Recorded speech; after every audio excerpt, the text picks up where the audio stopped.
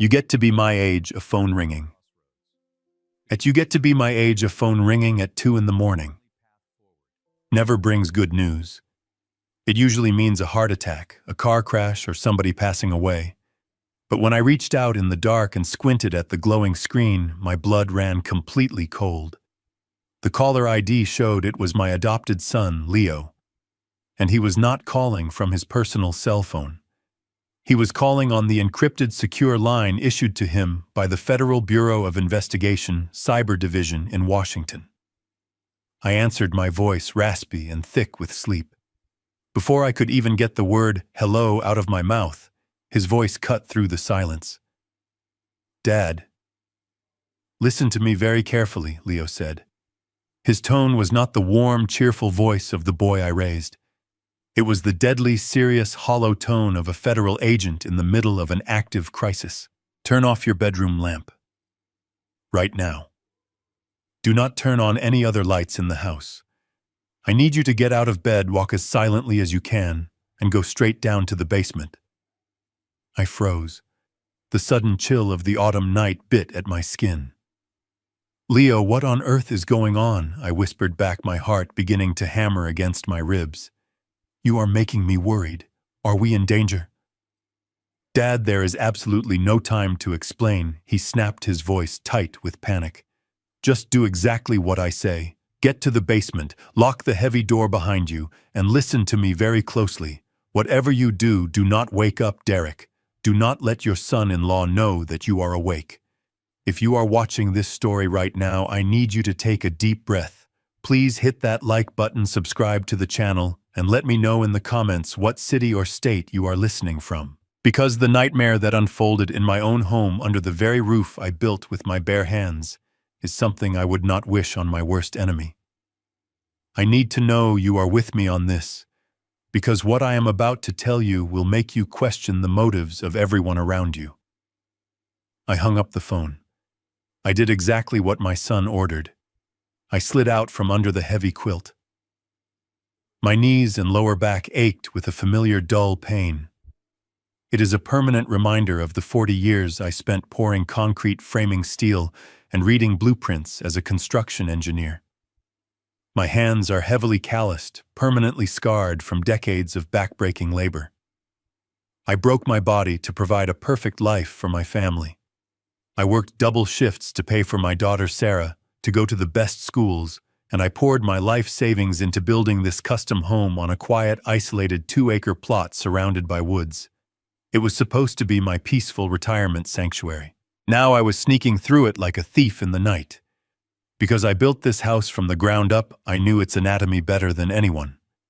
I knew exactly which floorboards groaned and which ones were silent.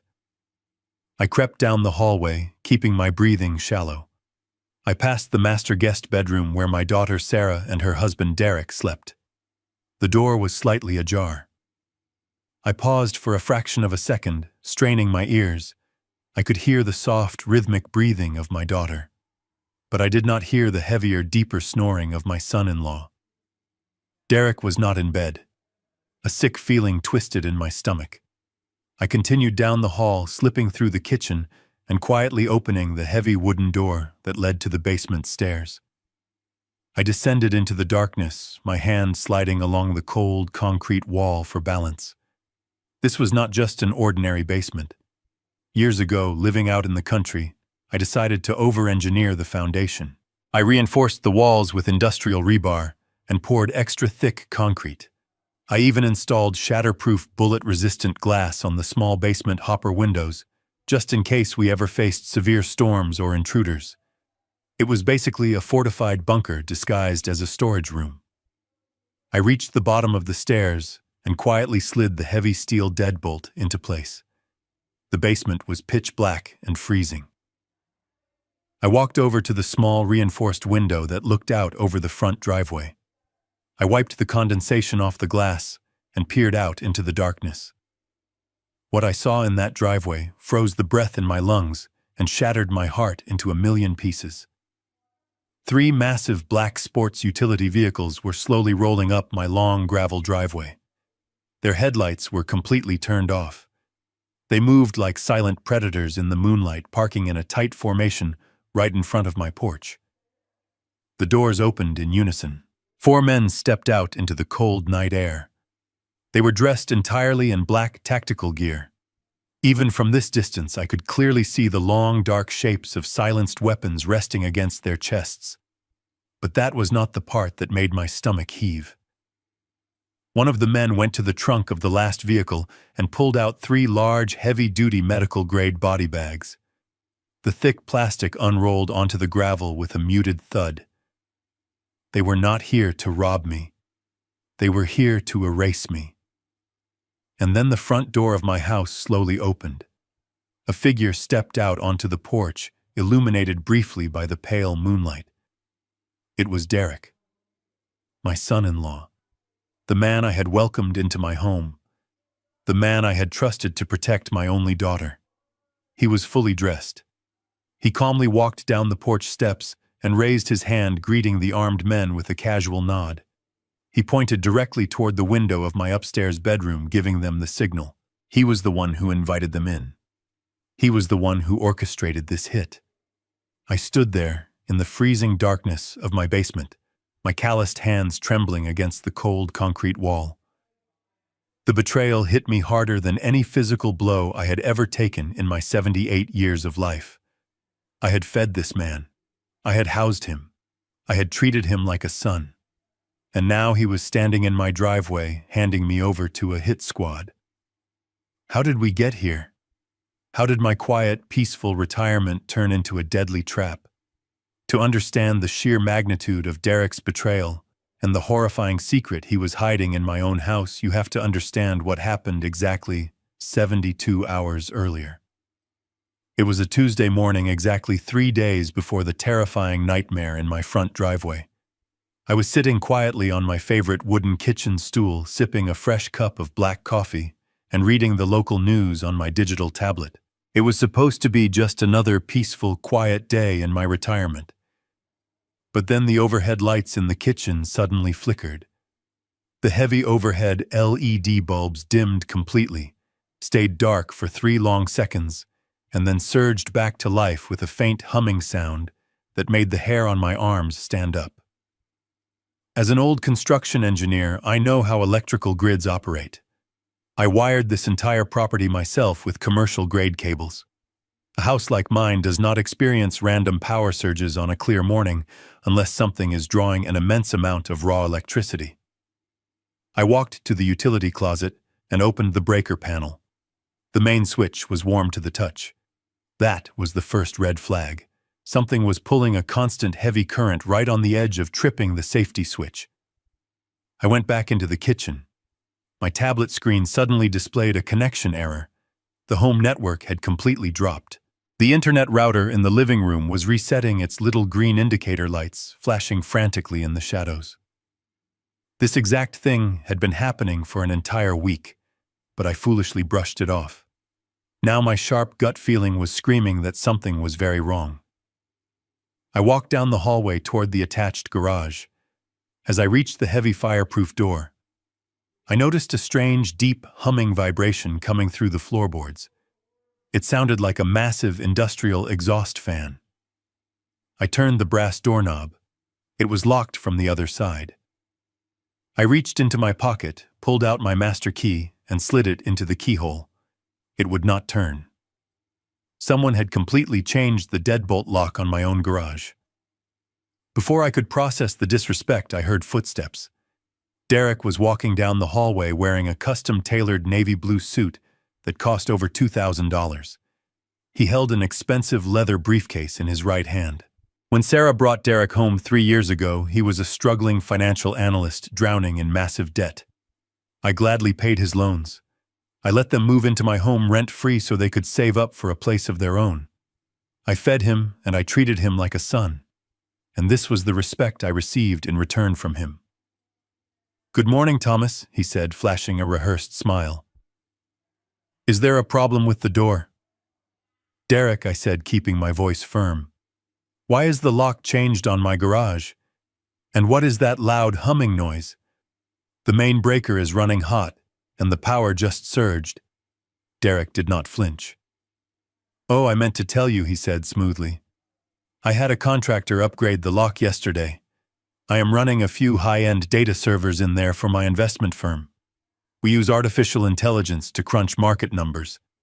You set up commercial servers in my residential garage without asking."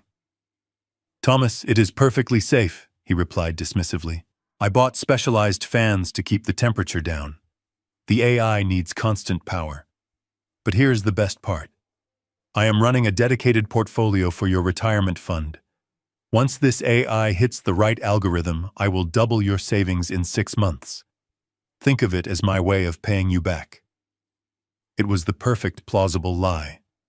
He wrapped his intrusion in a promise of wealth. But my engineering brain knew a few AI servers do not heat up a commercial breaker panel. A bedroom door opened down the hall. My daughter Sarah stepped out, tying her silk robe. She walked over to Derek and wrapped her arms around his waist. "What are you two arguing about so early?" she asked. "We are not arguing, sweetheart," Derek said, kissing her forehead. "I was just explaining to Thomas about the investment servers in the garage. He was worried about the power flickering." Sarah looked at me with a defensive scowl. "Dad, please do not start a fight today. Derek is working so hard on this project. He stays up until 3 in the morning to build a future for us. You always say you want him to be successful, but whenever he takes initiative, you question him." Her words felt like a slap. Sarah was my flesh and blood. I sacrificed my youth to give her every advantage. Yet she was blindly defending a man who was lying. The devotion in her eyes made me sick, but it tied my hands.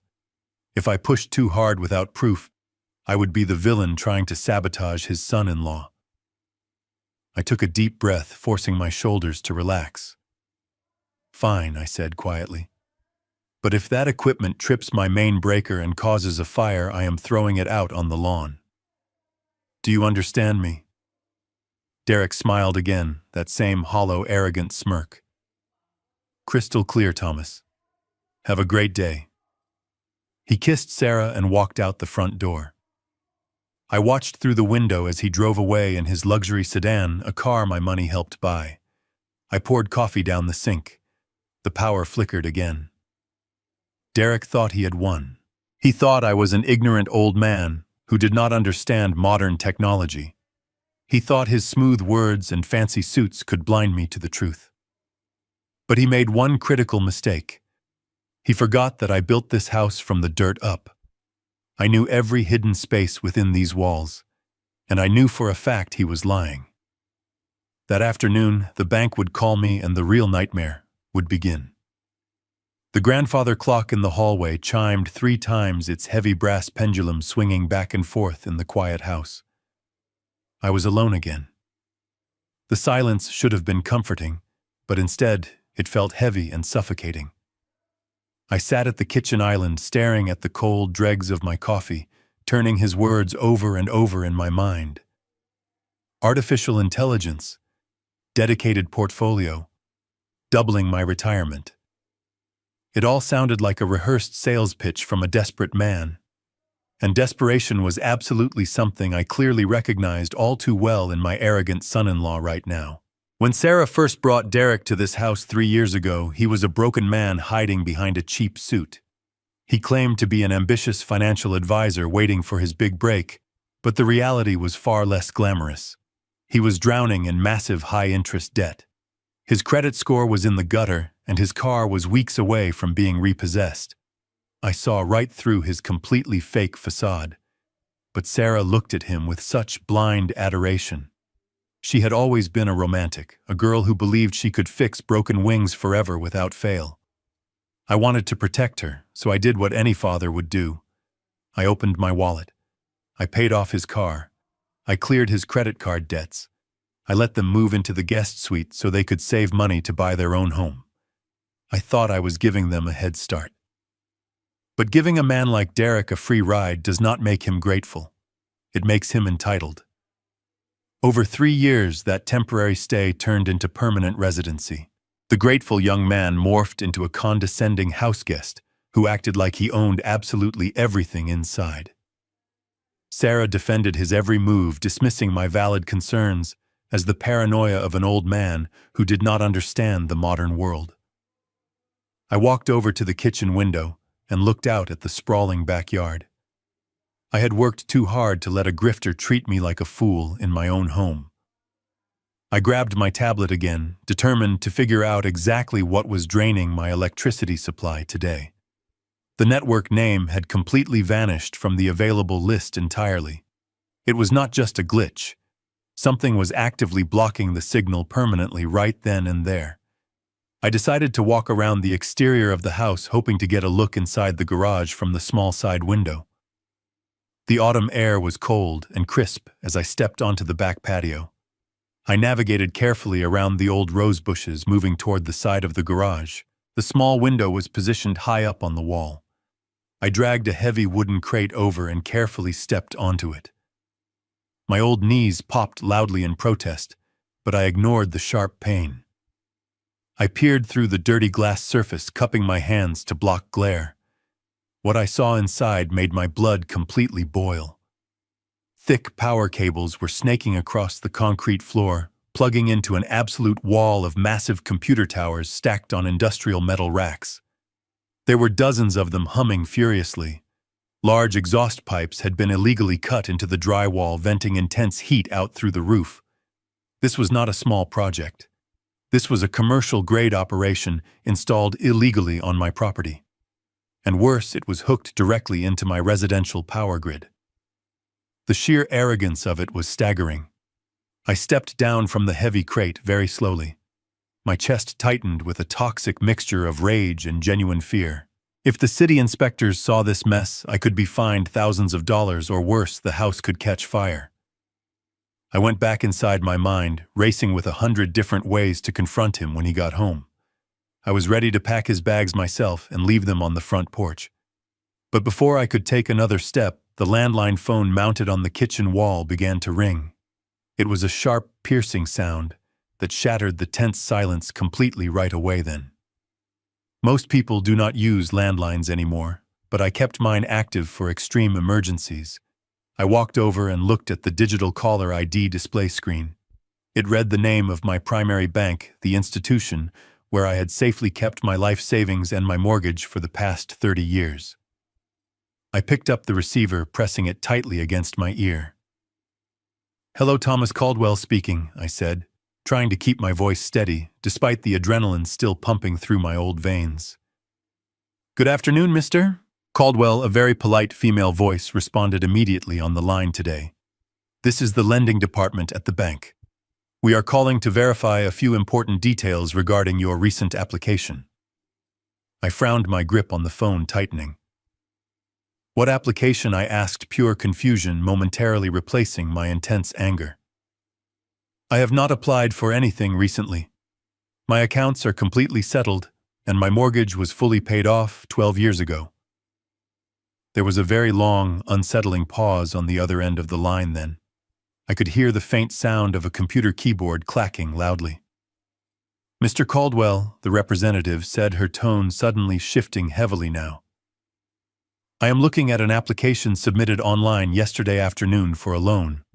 It is an application for a second mortgage on your primary residence. The request is for a cash-out refinance in the amount of $450,000.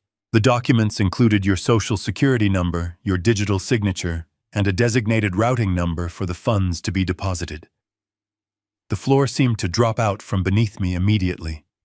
The kitchen walls spun for a fraction of a second as the sheer magnitude of her words crashed over me.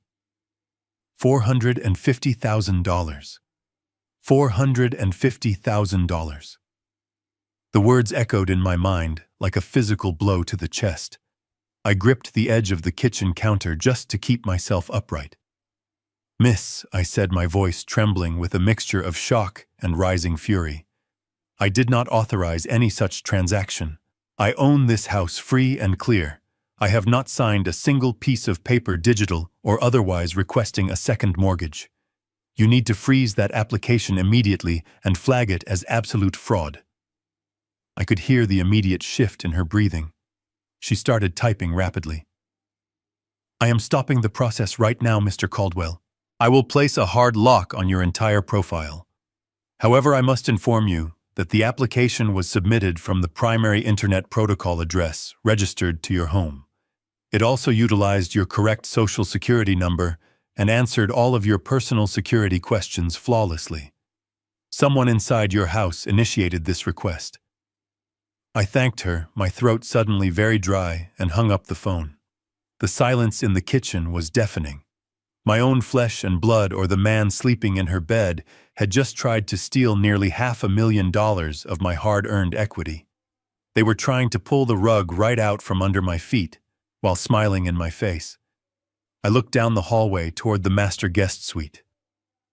Derek was gone for the day, supposedly working at his firm, but Sarah was still home. I marched down the hallway, my heavy footsteps echoing against the hardwood floors. I did not bother knocking gently. I pushed the door open. Sarah was sitting on the edge of the bed folding laundry. She looked up, startled by my sudden entrance. "Dad, what is wrong?" she asked, dropping a folded shirt. "You look completely pale. Are you having another dizzy spell?" I stepped into the room, my hands balled into tight fists at my sides. "Do not try to change the subject, Sarah. The bank just called me.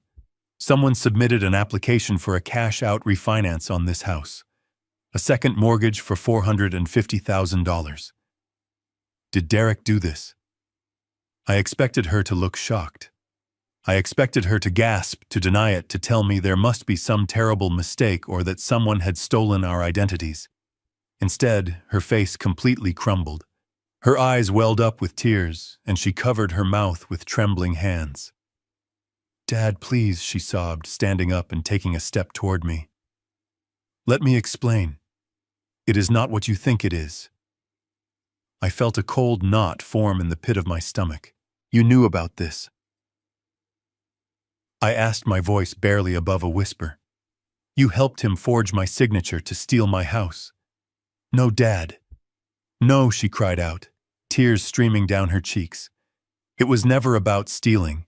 It was just a pre-approval application. We were never going to actually take the money without talking to you first. We were just trying to see what your options were because we were terrified. Terrified of what I demanded, stepping back as she tried to reach for my arm. Of the fact that you might outlive his fake financial schemes." She shook her head frantically. "No, Dad. Do you not remember what happened last month? You collapsed in the garden. You fainted and hit your head on the stone planter. The doctors said it was just dehydration and exhaustion, but Derek and I were absolutely paralyzed with fear. We realized that if you had a stroke or if you needed emergency surgery or long-term assisted care, we have no liquid cash to pay for it. The house is your only major asset. Derek said we should get the paperwork ready for a medical safety net, just in case something tragic happened. He said it would take weeks to process a loan if it was a real emergency. We were just trying to protect you." She collapsed onto the bed, burying her face in her hands, sobbing uncontrollably. The tears seemed so genuine. The fear in her voice echoed the exact terror I had seen in her eyes the day the ambulance came to the house last month. For a brief, agonizing moment, my fatherly instincts kicked in. I wanted to believe her. I wanted to believe that my little girl was just acting out of a desperate, misguided sense of love and worry. I looked at her shaking shoulders. It made sense on the surface. A medical crisis in this country can bankrupt a family in a matter of days. A pre-approval for an emergency line of credit was a logical, if deeply flawed, precaution. I let out a long, heavy sigh and walked over to her. I placed a hand on her shoulder. "Sarah, you cannot do things like this behind my back," I said softly. "It is a federal crime to forge a signature. If you were worried about medical bills, you should have just talked to me. I have separate insurance policies you do not even know about. I will handle my own health. Tell Derek to cancel whatever else he is planning immediately." She looked up at me, her eyes red and puffy, and nodded eagerly. "I promise, Dad. We will cancel it. I am so sorry we overstepped. We just love you so much." I gave her shoulder a gentle squeeze and walked out of the room. But the moment I stepped into the cold, empty hallway, the warmth of her tears vanished. My face hardened as I walked back to the kitchen. Her lie calmed the storm, but my gut was screaming. $450,000 is no medical safety net. That massive amount is an absolute exit strategy. Derek was preparing to completely liquidate my assets. I needed to find the real truth now. That evening, the sun dipped below the tree line, casting sinister shadows across the hardwood floors of my living room. I sat in my worn leather recliner holding a book I was not reading. The tension inside my chest was wound so tight I felt like a coiled spring. I was playing a dangerous game of cat and mouse in my own home, maintaining the illusion of a gullible old man. When Derek returned from his supposed office, he walked through the door with the effortless confidence of a man holding the winning cards. He hung his expensive wool coat, loosened his silk tie, and greeted Sarah with a lingering kiss. Watching him play the devoted husband made my stomach churn. At dinner, the atmosphere was suffocating. Sarah hid her swollen eyes behind makeup, practically tripping over herself to serve his favorite roast beef. Derek was in high spirits, talking endlessly about market trends and the bright future he was building. He looked into my eyes, asking if my afternoon had been restful. I forced my facial muscles to relax. I smiled back, telling him I took a long nap and felt perfectly fine. I needed him to believe his secrets were safe. After eating, we migrated to the living room. The fireplace was crackling, throwing a warm orange glow across the room. My loyal golden retriever, a gentle 7-year-old boy named Rusty, was sleeping near the hearth. Rusty had been my constant companion since my wife passed away. He was an intuitive dog, able to read a room better than most humans. Usually Rusty loved Derek. Derek would always toss him table scraps or scratch behind his ears. But tonight was different. Derek reached into the pocket of his tailored suit jacket and pulled out a bone-shaped dog biscuit. He walked to the fireplace, crouching to Rusty's level. "Here you go, buddy." Derek coaxed, his voice dripping with unnatural sweetness. "I brought you a special treat from that expensive pet bakery downtown." Rusty lifted his heavy golden head. He sniffed the air, his nose twitching, as Derek extended the biscuit on his flat palm. Instead of eagerly snatching the treat, Rusty froze. The hair on the back of his neck stood up. He let out a low whine and scrambled backward, his paws slipping on the polished wood floor. Rusty actively retreated, moving quickly to hide behind my recliner, pressing his warm body against my legs. He let out another whimper tail, tucked firmly between his hind legs. Derek let out a hollow laugh, pulling his hand back and tossing the biscuit onto the coffee table. "Well, suit yourself, you ungrateful mutt," he muttered under his breath, though his eyes lacked real amusement. A cold shiver ran down my spine. Animals possess a raw, unfiltered sixth sense. They can smell fear, and they can certainly smell poison. I stared at the biscuit resting on the glass table, my mind racing through terrifying possibilities. Before I could process the implication of the dog's reaction, Derek turned his attention directly to me. He walked into the kitchen. I heard the faint clinking of porcelain mugs and boiling water pouring from the kettle. Minutes later, he returned to the living room, carrying a steaming ceramic cup on a small saucer. He walked over and placed it gently on the side table right next to my elbow. "I made this just for you, Thomas," Derek said, looking down with an expression of deep manufactured concern. "Sarah told me you were asking about the mortgage earlier, and that you seemed stressed out. She also mentioned you had a little dizzy spell again. I figured you could use something to calm your nerves. It is a special herbal tea blend imported from overseas. Valerian root chamomile and a few natural ingredients, guaranteed to help you sleep deeply through the night. Drink it while it is hot. It works wonders, I promise." I looked down at the dark, fragrant liquid steaming in the cup. The smell was earthy and overwhelmingly strong, pungent enough to mask the bitter taste of chemical additives. My heart began to pound against my ribs. The pieces of the puzzle aggressively snapped together in my mind with terrifying clarity. The illegal commercial servers in my garage, The fraudulent loan application for nearly $500,000 frozen today.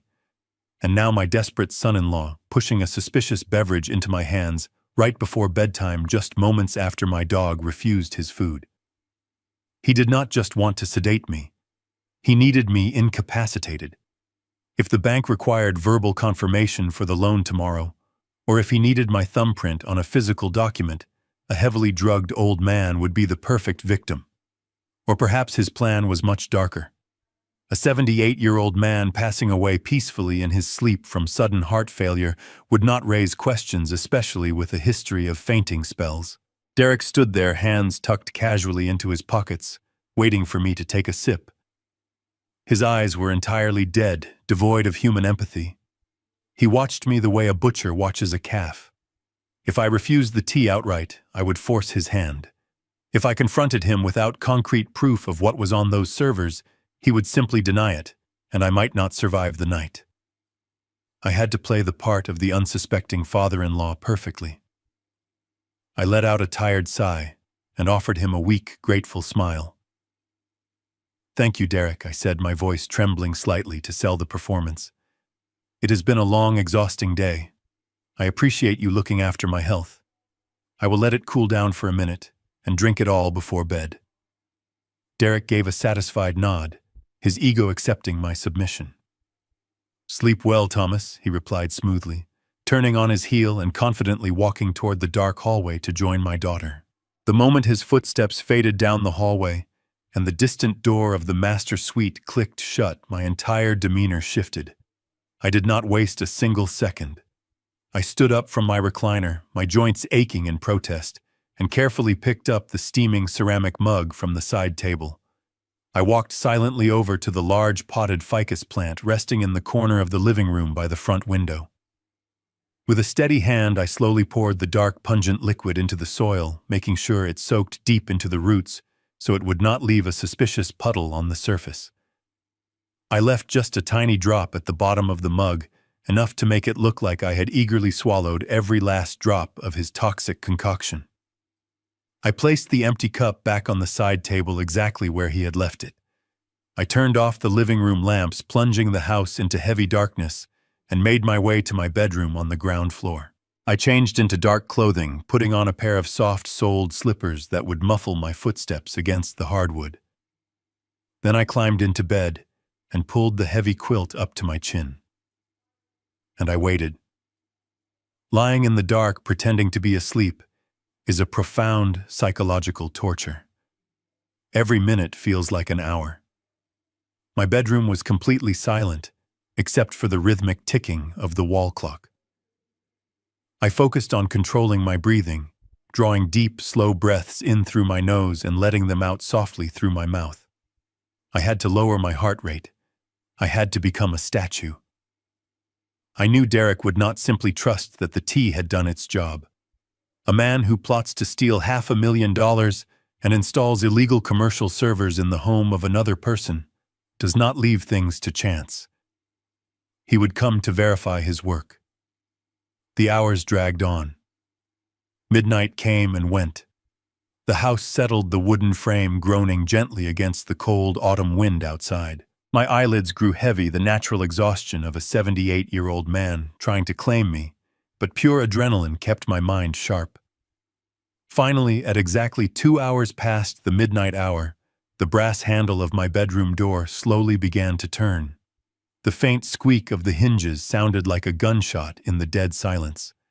I immediately let my jaw go slack and deepened my breathing, mimicking the heavy, even snores of a man in a deep, chemically induced slumber. Soft footsteps crossed the threshold. The floorboards near the foot of my bed creaked under his weight. I kept my eyes completely shut, but I could feel his presence looming over me. The smell of expensive cologne and faint sweat hit my nose. Derek stood right beside my bed for what felt like an eternity. He was studying me, listening to my breathing pattern. Then I felt a sudden sharp poke on my right shoulder. It was not a gentle nudge to wake me. It was a firm, testing jab. I did not flinch. I let my body roll slightly, with the motion remaining perfectly limp. My breathing never hitched. I was a dead weight. A few seconds later, I heard him let out a soft, arrogant chuckle. "Sleep tight, old man," he whispered into the darkness. His footsteps retreated and the bedroom door clicked shut once more. I waited exactly 15 minutes to ensure he was securely back in his own bed.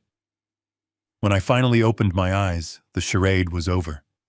The hunted old man was gone. I threw off the heavy quilt and sat up on the edge of the mattress. My blood was boiling, but my mind was icy and clear. I walked over to the back of my closet, reaching past my old winter coats, and pulled out a small, dusty metal toolbox. Inside was a collection of specialized tools I had acquired decades ago during my time managing large-scale construction sites. Sometimes contractors lost keys to supply sheds and waiting for a locksmith cost time and money. I had learned to bypass commercial locks long before Derek was even born. I selected a thin, hardened steel tension wrench and a standard hook pick, slipping them silently into the pocket of my dark trousers. I stepped out of my bedroom, becoming a ghost in my own home. I knew every single creak and groan of this house. I stepped lightly on the edges of the floorboards where the joists offered the most support, moving down the hallway with practiced precision. The humming vibration grew stronger as I approached the heavy fireproof door that led to the garage. I stopped in front of it, pressing my ear against the cold wood. The mechanical roar of the exhaust fans was much louder now in the dead of night. Derek felt so secure in his little empire that he had not bothered to install an alarm on this interior door. He simply relied on the heavy-duty commercial deadbolt he had installed yesterday. I pulled the small flashlight from my pocket and gripped it between my teeth, aiming the narrow beam of light directly at the brass keyhole. I slid the tension wrench into the bottom of the cylinder, applying just a fraction of pressure with my left thumb. With my right hand, I inserted the hook pick, feeling for the individual pins inside the mechanism. One by one, I applied upward pressure, feeling the tiny brass pins click into place above the shear line. My hands were old, covered in thick scars and liver spots, but the muscle memory remained flawless. Click, click, click. The final pin surrendered with a soft, metallic snap. The tension wrench turned freely, disengaging the heavy locking mechanism. I reached up, grasped the doorknob, and slowly pushed the fireproof door open to uncover the truth. A blast of freezing air hit me square in the face the moment the heavy fireproof door swung open. It was exactly like stepping into an industrial meat locker. The familiar smell of motor oil from my garage had been completely erased, replaced by the sharp metallic scent of ozone and overworked electronics. I stepped over the threshold and carefully pulled the door shut behind me. I stood there in the cold darkness for a moment, letting my eyes adjust to the strange, eerie glow. The space where I used to park my truck was completely transformed. Floor-to-ceiling solid metal racks dominated the entire room. They were packed with dozens of sleek black computer servers, their front panels illuminated by rows of rapidly blinking blue and green lights.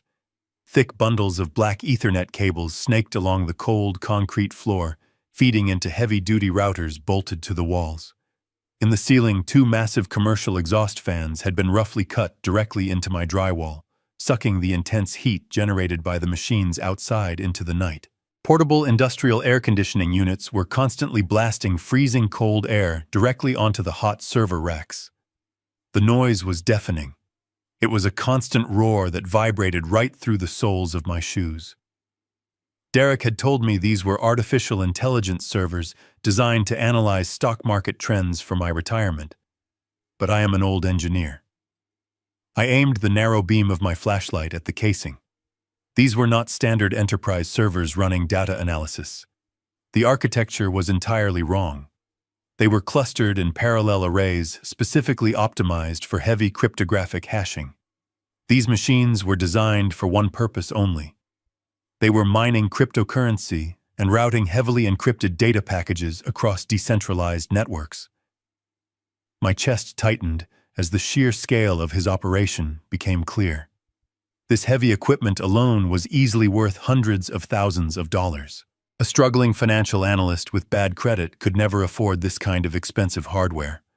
Someone very dangerous was funding this entire operation in the shadows. I moved past the towering racks, keeping my flashlight aimed low. In the far back corner of the garage, tucked behind a wall of cooling units, I spotted my old wooden workbench. It was completely desecrated by a massive dual-monitor computer workstation setup. The screens were locked in sleep mode, but the green power light on the tower was glowing steadily. Next to the keyboard sat a very heavy steel lockbox. I walked over to the workbench and examined the box. It was secured by a heavy brass padlock. Derek assumed the locked fireproof garage door was enough security to keep a naive old man away from his secrets. I pulled out my tension wrench and lockpicks again. My fingers were stiff from the freezing air blasting from the air conditioners, but my focus was absolute. I slid the tools into the padlock. Within exactly 30 seconds, the heavy lock popped open. I lifted the lid of the steel box. Inside, resting on a bed of dark foam, were 5 metallic USB-style flash drives. I recognized them immediately. They were encrypted hardware wallets used to store millions of dollars in untraceable cryptocurrency offline. Beside them lay a thick black leather-bound personal notebook. I picked up the notebook and opened it. My flashlight illuminated pages filled with handwritten notes, account numbers, and complex alphanumeric passwords. But the names at the top of the pages made my stomach drop. There were lists of offshore shell companies registered in Cyprus and the Cayman Islands. Next to these company names were staggering figures. Transfers of $200,000, $500,000, and even massive transactions crossing the $1 million mark. I flipped to the next page and saw my own name staring back. Thomas Caldwell. Beneath my name was my social security number, my date of birth, and the exact address of this property. Derek had set up the primary shell company operating this server farm under my identity. Every piece of illicit data passing through these machines and every digital dollar laundered through this network was legally tied to me. If authorities raided this house right now, they would look at the homeowner on the official paperwork. He was setting me up to take the fall for a massive federal crime. I reached into my pocket and pulled out my mobile phone. I knew my home network was compromised, so I made sure the phone was in airplane mode to prevent any automatic cloud syncing over his internet. I opened the camera application and began taking rapid, clear photographs of everything. I photographed the hardware wallets. I photographed every single page of the black ledger, making sure the account numbers and shell company names were perfectly legible. I took close-up pictures of the service tags and IP addresses printed on the side of the server racks. I desperately needed absolute, irrefutable proof. The camera shutter clicked silently in the roaring room, capturing the digital footprint of his betrayal. My hands were shaking, not from the freezing temperature, but from the unadulterated rage coursing through my veins. The man sleeping down the hall was not just a greedy opportunist trying to steal my home equity. He was a completely ruthless criminal operating a money laundering syndicate right under my roof. After photographing the evidence, I closed the ledger and placed it where I found it. I positioned the wallets back in their cutouts. I closed the lid and snapped the padlock into place, wiping it with my sleeve to remove any fingerprints. I turned off my flashlight and navigated through the maze of screaming servers back to the fireproof door. I slipped back into the quiet hallway, carefully engaging the deadbolt lock behind me, so Derek would never suspect I had breached his sanctuary. I stood in the dark corridor, my heart hammering against my ribs. I needed my adopted son. But I could not use my personal cell phone or the landline to contact him. Derek had complete control over the local network. He was actively monitoring the internet traffic, which meant any call, text, or email sent from within the house could be intercepted and read. I crept back into my bedroom, quietly retrieving a thick wool sweater and my heavy work boots. I bypassed the front door, knowing the deadbolt was loud, and instead slipped out through the sliding glass door in the sunroom. The crisp autumn air hit my face, shocking my system with a sudden rush of pure adrenaline. I walked carefully across the frost-covered grass, actively avoiding the gravel driveway, where my heavy footsteps would crunch and echo loudly into the silent night. My old dependable pickup truck was parked near the back shed, positioned far enough away from the master bedroom window. I climbed into the cab, closing the door softly, without letting the metal latch click all the way shut. I put the silver key into the ignition, holding my breath as the engine roared to life. I did not turn on the headlights until I was half a mile down the dark country road. The drive into town was a tense blur of towering pine trees and empty dark pavement. My mind was racing rapidly through 1,000 different horrific scenarios. I needed to get in touch with Leo, my boy, who had grown up to become a federal agent in the cyber division. I pulled into a brightly lit 24-hour gas station, sitting entirely isolated at the intersection of two major state highways.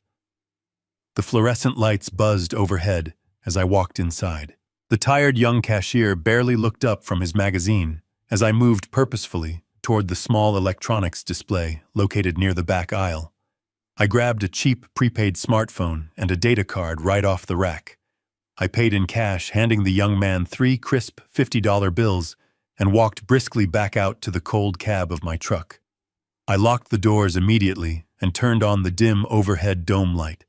My thick, calloused fingers fumbled slightly as I tore open the tough plastic packaging and inserted the small prepaid chip into the cheap plastic phone.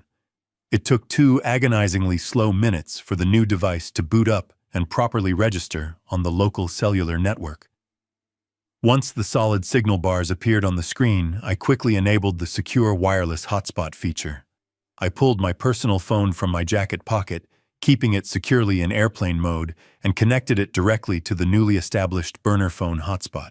I was now operating on a clean, completely untraceable cellular network, successfully bypassing the poisoned internet router sitting back in my living room. I opened my encrypted messaging application and quickly typed in a special phone number I had memorized many years ago. It was Leo's direct, secure emergency line at the Federal Bureau headquarters located in Washington. The phone rang twice before a deep, highly alert voice answered on the other end. "Agent Caldwell, state your emergency," Leo said smoothly and professionally. "Leo, it is your father," I said, my voice cracking slightly under the immense, crushing weight of the terrible situation. "I need your help right now, and I need you to listen to me very carefully without interrupting for any reason at all." "Dad," Leo responded immediately, his professional tone shifting instantly into deep personal concern. "It is the middle of the night. What is wrong? Are you hurt? Do I need to send local police units to the house right now?" "No, do not send anyone," I ordered firmly and desperately. "If you send local squad cars, we are both as good as dead. Derek has completely taken over my garage." I took a deep breath, staring blankly out through the foggy windshield of my truck into the completely empty parking lot. He told us he was running financial artificial intelligence servers to help double my retirement fund. But I just picked the lock while he was sleeping. It is a massive commercial-grade server farm.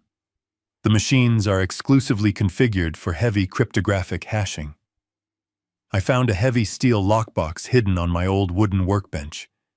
Inside, there were 5 encrypted hardware wallets and a physical written ledger filled with offshore shell companies. And Leo, the absolute worst part is that the primary shell company operating the entire illicit network is legally registered under my name, my address, and my personal social security number. The line went dead silent for a few agonizing seconds. I could clearly hear the rapid, faint sound of a mechanical keyboard clacking in the background as Leo immediately moved to his dedicated computer terminal. "Dad, I am sending you a secure, highly encrypted digital drop link right now," Leo said, his voice dropping an octave into pure, focused federal tension. "I need you to upload absolutely everything you have on that device. Do not leave out a single minor detail." I opened the specific link he texted to the new burner phone and carefully selected the 32 high-resolution photographs I had just taken inside the freezing garage.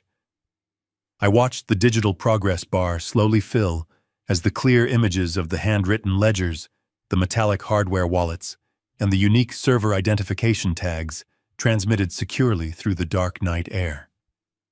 The data transfer finally finished with a soft digital chime. Got them.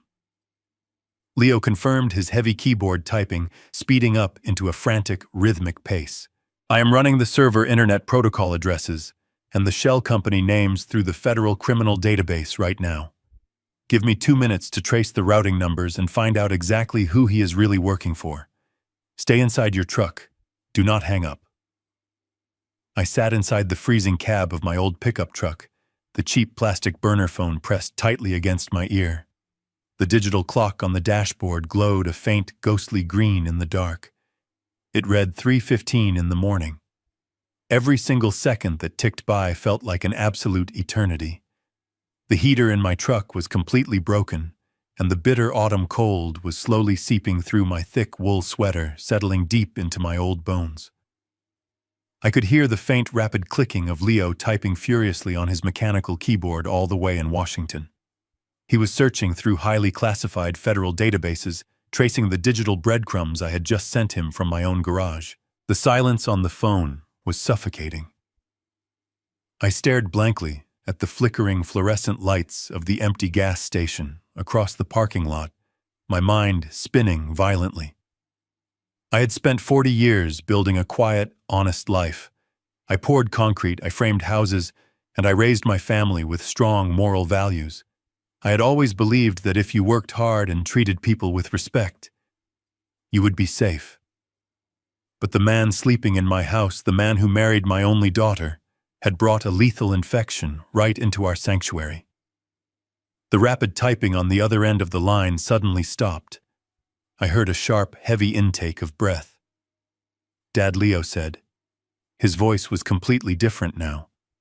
The professional, authoritative tone of a seasoned federal agent was completely gone. Instead, his voice was trembling.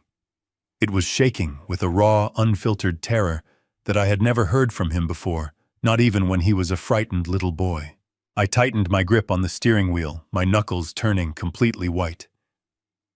"What is it, Leo?" I asked, my own voice sounding remarkably calm despite the storm raging inside my chest. "Talk to me. Tell me exactly what we are dealing with here." Leo let out a long, ragged exhale that sounded perfectly clear over the encrypted cellular connection. "Dad," he began, speaking very slowly, as if he could barely believe the words coming out of his own mouth. "The internet protocol addresses you photographed from those machines, and the routing numbers from that handwritten black ledger. I just ran them through our highest security clearance database at the Bureau. Those servers are not just mining standard cryptocurrency. They are acting as a massive, decentralized money laundering node.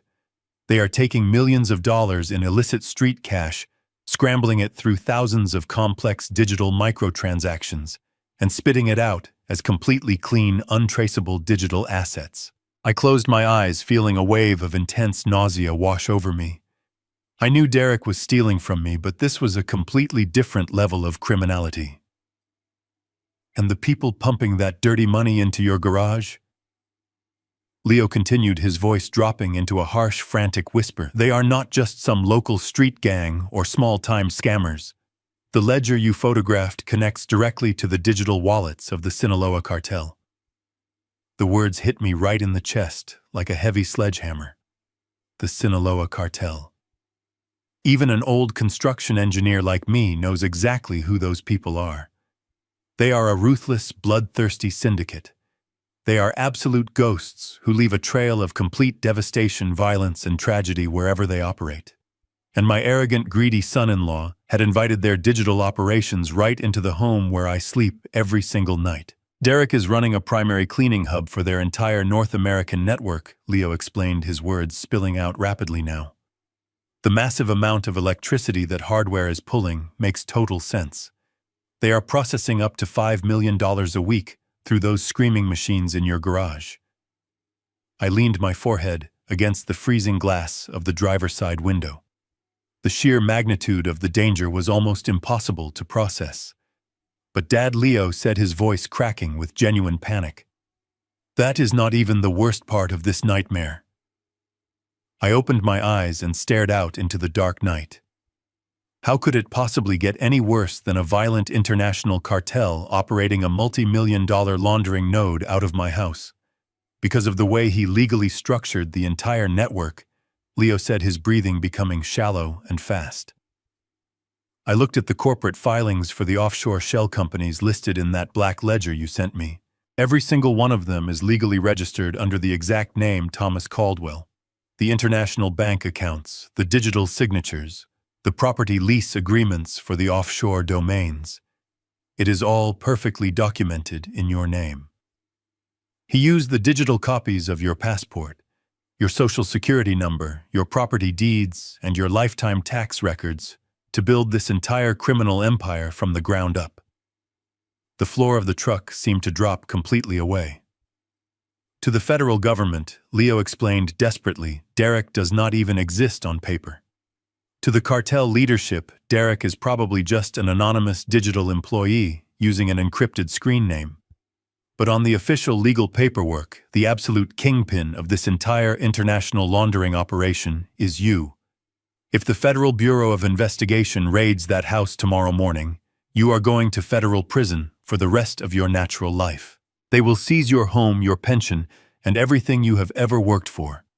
And if the cartel finds out someone is compromising their node or trying to steal their money, which I suspect Derek is planning to do by using that second mortgage application to fund his escape, they will not look for him. They will trace the paperwork. They will look for the man whose name is on all the accounts. They will look for Thomas Caldwell. They will send a cleanup crew to your house to silence you permanently. Derek has carefully engineered this entire situation to make sure you take the absolute maximum fall, both legally and fatally, while he walks away with millions of dollars in stolen digital currency and your daughter by his side. I sat in the truck, paralyzed by the cold, calculating evil of the man living under my roof. He had smiled at me at the dinner table. He had offered me poisoned tea. He had called me a foolish old man, all while carefully tying a lethal noose around my neck. I am pulling a tactical team together right now, Leo commanded, his agent persona finally breaking through the fear. You stay far away from that house, Dad. We are coming to get him. No, I said softly, my voice suddenly as cold and hard as the steel tools resting in my pocket. If you raid the house now, the cartel will know. They will come for Sarah. I have to go back inside. I have to set the trap myself. I ended the call and tossed the burner phone onto the passenger seat.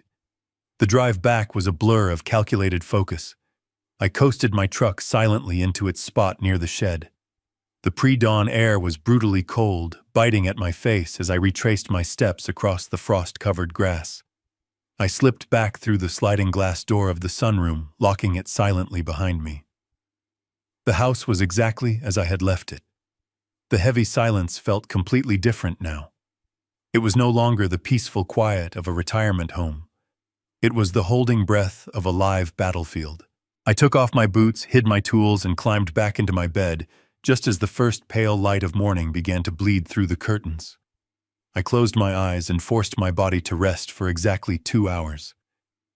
A man going into war needs his strength, especially a man who is 78 years old. When the morning sun finally broke through the windows, the real performance began. I walked into the kitchen wearing my usual flannel shirt and poured myself a cup of black coffee. Derek sat at the island furiously typing on his laptop. Sarah was cooking. I offered a tired smile. Good morning, I croaked, selling the illusion of frailty. I slept perfectly. Your herbal tea did the trick, Derek. I did not wake up once. Derek looked up, his eyes flashing arrogant satisfaction. I am glad to hear it, Thomas, he replied smoothly, taking a sip of his orange juice. You should rest as much as you can. We want to make sure your health stays in top condition. The absolute sheer audacity of his fake concern made my stomach churn, but I simply nodded and took a seat at the table. I ate my breakfast, slowly playing the part of the oblivious, grateful father.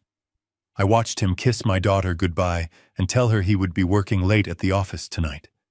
I knew exactly what that meant. He was planning to execute his exit strategy. Once his sedan disappeared, Sarah left to run errands. I hugged her and locked the front door. My fragile old man persona instantly vanished. I walked straight to the hallway closet, pulled down the folding attic stairs, and climbed up into the dusty, insulated space above the ceiling. I moved past boxes of old Christmas decorations and family photo albums until I found a heavy steel fireproof document safe tucked in the far corner. I spun the combination lock and opened the heavy lid. Inside, perfectly preserved in thick plastic tubes, were the original architectural blueprints of the house. I had drafted every single line of these schematics myself over 30 years ago. I unrolled the large yellowing sheets of paper on the kitchen island, placing heavy coffee mugs on the corners to keep them flat. I traced my fingers along the foundation lines. When I built this house, I did not just build a standard suburban home. I built a fortress capable of withstanding Category 5 hurricanes and severe civil emergencies. But the systems had not been fully tested in nearly a decade. I walked over to the utility closet and opened the hidden panel located directly behind the main breaker box. Inside was a secondary, entirely independent electrical grid that ran off a massive subterranean diesel generator I had buried in the backyard during the initial construction phase. I flipped the primer switch. Deep below the earth, the heavy engine roared to life with a low, reassuring rumble that sent a steady vibration through the soles of my shoes. The backup power was fully operational and completely isolated from the commercial grid. Derek was currently bleeding dry. Next, I needed to test the perimeter defense. Every single window and exterior door of my house was equipped with industrial-grade reinforced steel hurricane shutters.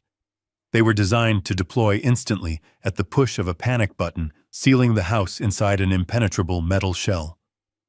But because Derek had compromised the main smart home network, I could not rely on the digital controls. I had to manually engage the physical override switches. I walked from room to room, carefully removing the decorative wooden trim panels above the window frames to expose the heavy steel gears and the hidden manual tripwires. I lubricated the mechanical tracks with a can of heavy-duty industrial oil, ensuring that when the time came, the metal curtains would drop with absolute terrifying speed. I checked the heavy deadbolts on the exterior doors, reinforcing the strike plates with 3-inch steel screws to make sure no one could kick them in from the outside. The final step of my preparation took me down into the basement. This was the true heart of my trap. The basement was not just a storage space. It was a reinforced panic room. The walls were poured with 12 inches of solid concrete laced with heavy rebar. The door at the top of the stairs was made of solid steel core oak. I spent the last few hours of the afternoon down there routing the manual shutter control wires directly to a heavy industrial switch I had mounted on the concrete wall. I set up a bank of security monitors, linking them to the hidden wired cameras I had installed during construction, completely bypassing Derek and his wireless network entirely. By the time the sun began to set, casting long, dark shadows across the property, the trap was fully set. I sat in a sturdy folding chair in the center of the cold basement, staring at the blank security screens. I was no longer a victim waiting to be slaughtered in his sleep. I was the master of this domain, and I was fully prepared to let the wolves step right into their own iron cage. I just had to wait for the sun to go down. The sun finally went down, plunging the property into a thick, heavy darkness. That brings us exactly back to where this entire nightmare began. I was sitting in the freezing concrete basement, watching the glowing screens of my wired security monitors. Through the infrared cameras mounted outside, I watched the 3 black sports utility vehicles roll silently up my driveway. I watched Derek step out onto the front porch, greeting the armed men in black tactical gear with a confident nod. He pointed directly toward the window of my ground floor bedroom. I watched the men pull the heavy medical-grade body bags from the trunk. My heart beat steadily in my chest, completely devoid of fear. I was perfectly safe inside my reinforced steel and concrete bunker.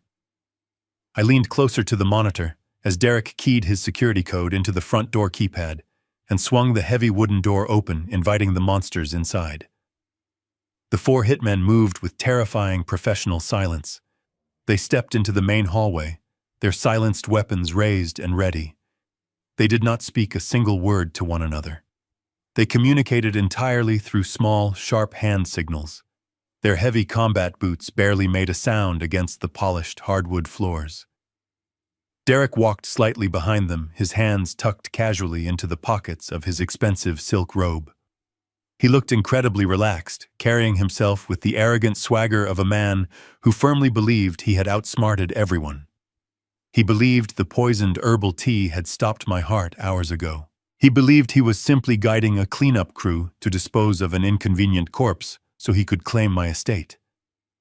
The security camera in the main hallway tracked their movements perfectly as they approached the closed door of my bedroom. The lead assassin, a massive man with cold, dead eyes, gently turned the brass doorknob. He pushed the door open and swept into the dark room, his weapon completely leveled. The other 3 men followed immediately behind him, fanning out across the room to secure the corners. I switched my attention to the camera mounted directly above my bedroom closet. The night vision lens bathed the entire scene in a ghostly green light. Derek confidently stepped into the room and reached for the wall switch. He flicked the lights on, ready to present his grisly prize to the cartel cleaners. But the heavy quilt on my bed was perfectly flat. The pillows were neatly arranged. The mattress was completely empty. Derek froze, his hand still hovering over the light switch. The confident smirk completely vanished from his face, replaced by a look of absolute, genuine confusion. He blinked hard as if his eyes were playing tricks on him. He took 2 hesitant steps toward the empty bed, staring at the smooth sheets. "Thomas," he whispered, his voice trembling slightly. He turned around and quickly checked the master bathroom. It was empty. He threw open the doors to the walk-in closet. Empty. The sheer panic began to aggressively bubble up inside him. He started pacing frantically around the small room, running his trembling hands through his hair. He looked under the bed. He looked behind the heavy oak dresser. The old man was supposed to be dead. He was supposed to be lying right here. The perfect plan he had spent months crafting was falling apart right in front of his eyes. The 4 cartel assassins did not share his confusion. They shared an immediate, chilling suspicion. In their dark and violent world, when things do not go exactly according to a predetermined plan, it usually means someone is actively setting a trap. The lead hitman slowly lowered his weapon from his shoulder, but he did not engage the safety mechanism. He turned his cold, dead eyes directly toward Derek. "Where is the money?" the massive man asked, his voice a low, threatening gravel that carried clearly through the hidden microphone embedded in my ceiling. Derek stopped pacing and looked at the man, his face draining of all color. "What do you mean?" Derek stammered, holding his hands up defensively. "I do not know where he is." He drank the tea. I watched him drink it. "He should be lying dead right here. I did exactly what I promised your boss." The assassin took a slow, deliberate step toward my son-in-law. "You promised us a body," the man growled, closing the distance between them. "You also promised us that the primary network access keys would be physically resting on this nightstand. But the room is empty. The keys are missing. And you suddenly seem very surprised." Derek backed away until his shoulders hit the wall. "Listen to me, I swear I do not have your money," he pleaded, his voice cracking into a pathetic, high-pitched whine. The old man must have woken up. He must have wandered off somewhere in the house. The lead assassin did not believe a single word. In the criminal underworld, an empty room and missing hardware wallets only pointed to one logical conclusion. He raised his heavy pistol and pressed the cold steel barrel directly against the center of Derek's forehead. In one synchronized motion, the other 3 men raised their weapons, surrounding him in a tight, lethal circle. They thought my greedy son-in-law had completely double-crossed the Sinaloa cartel. They thought he had successfully transferred the digital funds, hidden the access keys, and brought them here to be ambushed by federal agents. The panic in Derek's eyes was absolutely magnificent to witness. He was no longer the arrogant financial genius. He was just a terrified boy staring down the barrel of a loaded gun. Down in my basement, I took a slow sip of my coffee and watched the iron trap close tightly around his neck. The heavy silence of my home was completely shattered by the muffled, frantic pleas echoing from my bedroom. Down in the basement, the glow of the security monitors painted my face in pale light. I leaned closer to the screen, my hands resting steadily on the cold metal table. The lead assassin kept his weapon firmly pressed against Derek's forehead, the heavy silencer digging deeply into the pale skin. The other three men stood like stone statues, their fingers resting lightly on their triggers. Derek was hyperventilating now, his chest heaving violently under his expensive silk robe. He was desperately trying to explain the unexplainable to men who simply did not care about his pathetic excuses. "I do not have your money," Derek sobbed, his voice echoing loudly through the hidden microphone embedded in my ceiling. The old man was supposed to be dead tonight. He must have done something to the network. He must have moved the hardware ledger. "Please, you have to believe me." The lead hitman did not blink. He was a professional who only dealt in absolute finality. He slowly pulled back the hammer of his heavy pistol. The sharp mechanical click sounded like a thunderclap in the tense, suffocating silence of the room. Before the man could speak his final verdict, a new sound abruptly interrupted the deadly standoff. It was the faint, familiar creak of the floorboards at the far end of the main hallway. The door to the master guest suite slowly swung open.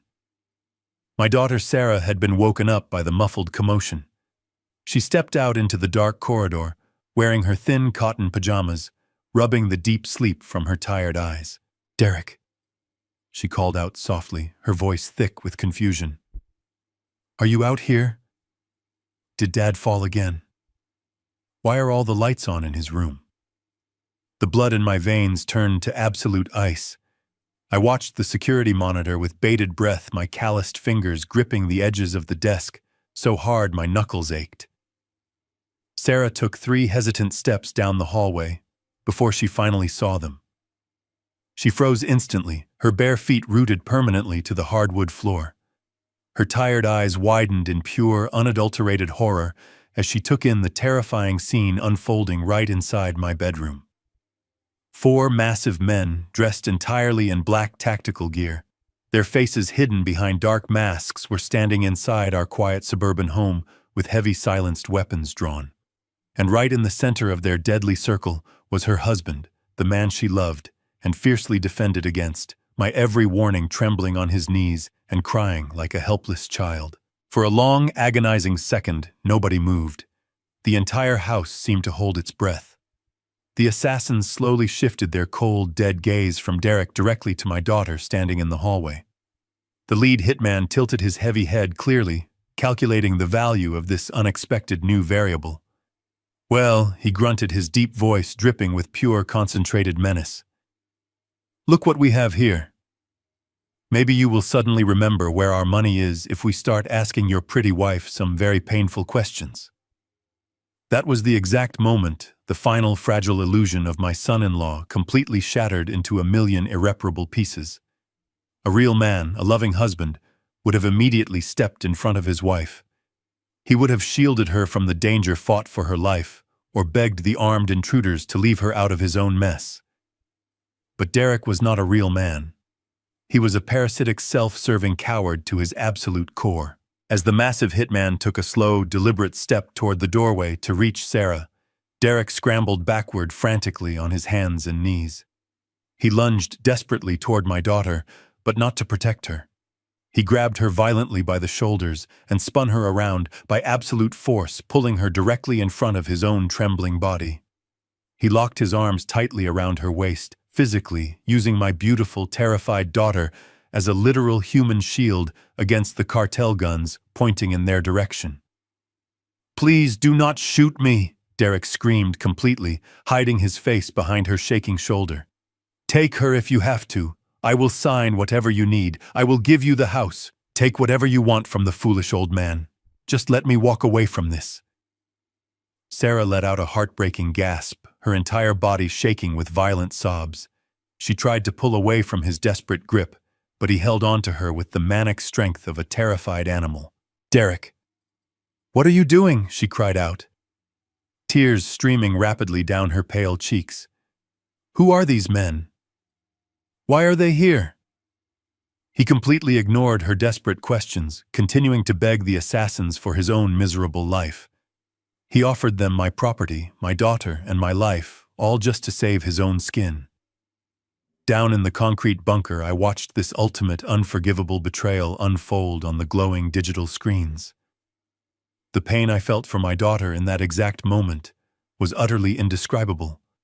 I had spent my entire life trying to protect her from the harsh realities of the world, only to have the man she married throw her directly to the wolves.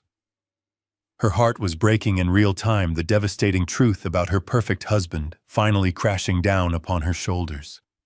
She was sobbing uncontrollably now, realizing that the man holding her was perfectly willing to let her take a bullet meant for him. I took a slow, deep breath, letting the cold air of the basement fill my lungs. I had seen enough. It was finally time to intervene. The trap I had so carefully constructed was completely primed and ready to spring. I stood in front of the heavy industrial switch mounted securely on the cold concrete wall of my basement. The metal handle was like ice against my calloused palm. On the security monitors, I watched the chaotic scene unfolding in the main hallway upstairs. The lead assassin, realizing my bedroom and the surrounding areas were empty, tightened his grip on his silenced weapon. He glared at Derek, who was still hiding behind my terrified daughter. "If the old man is not in his bedroom," the massive hitman growled, stepping closer to them, "then where exactly is he hiding? You have 5 seconds to tell me before I put a bullet in your wife." Derek did not hesitate. He did not try to negotiate or buy time. He simply raised his trembling hand and pointed a shaking finger directly down the corridor toward the kitchen. "He is down there!" Derek cried out, his voice cracking with terror. "The door next to the pantry leads down to the basement. He spends hours tinkering. He must have gone down when he heard you pull into the driveway." Sarah turned her head and stared at her husband in disbelief.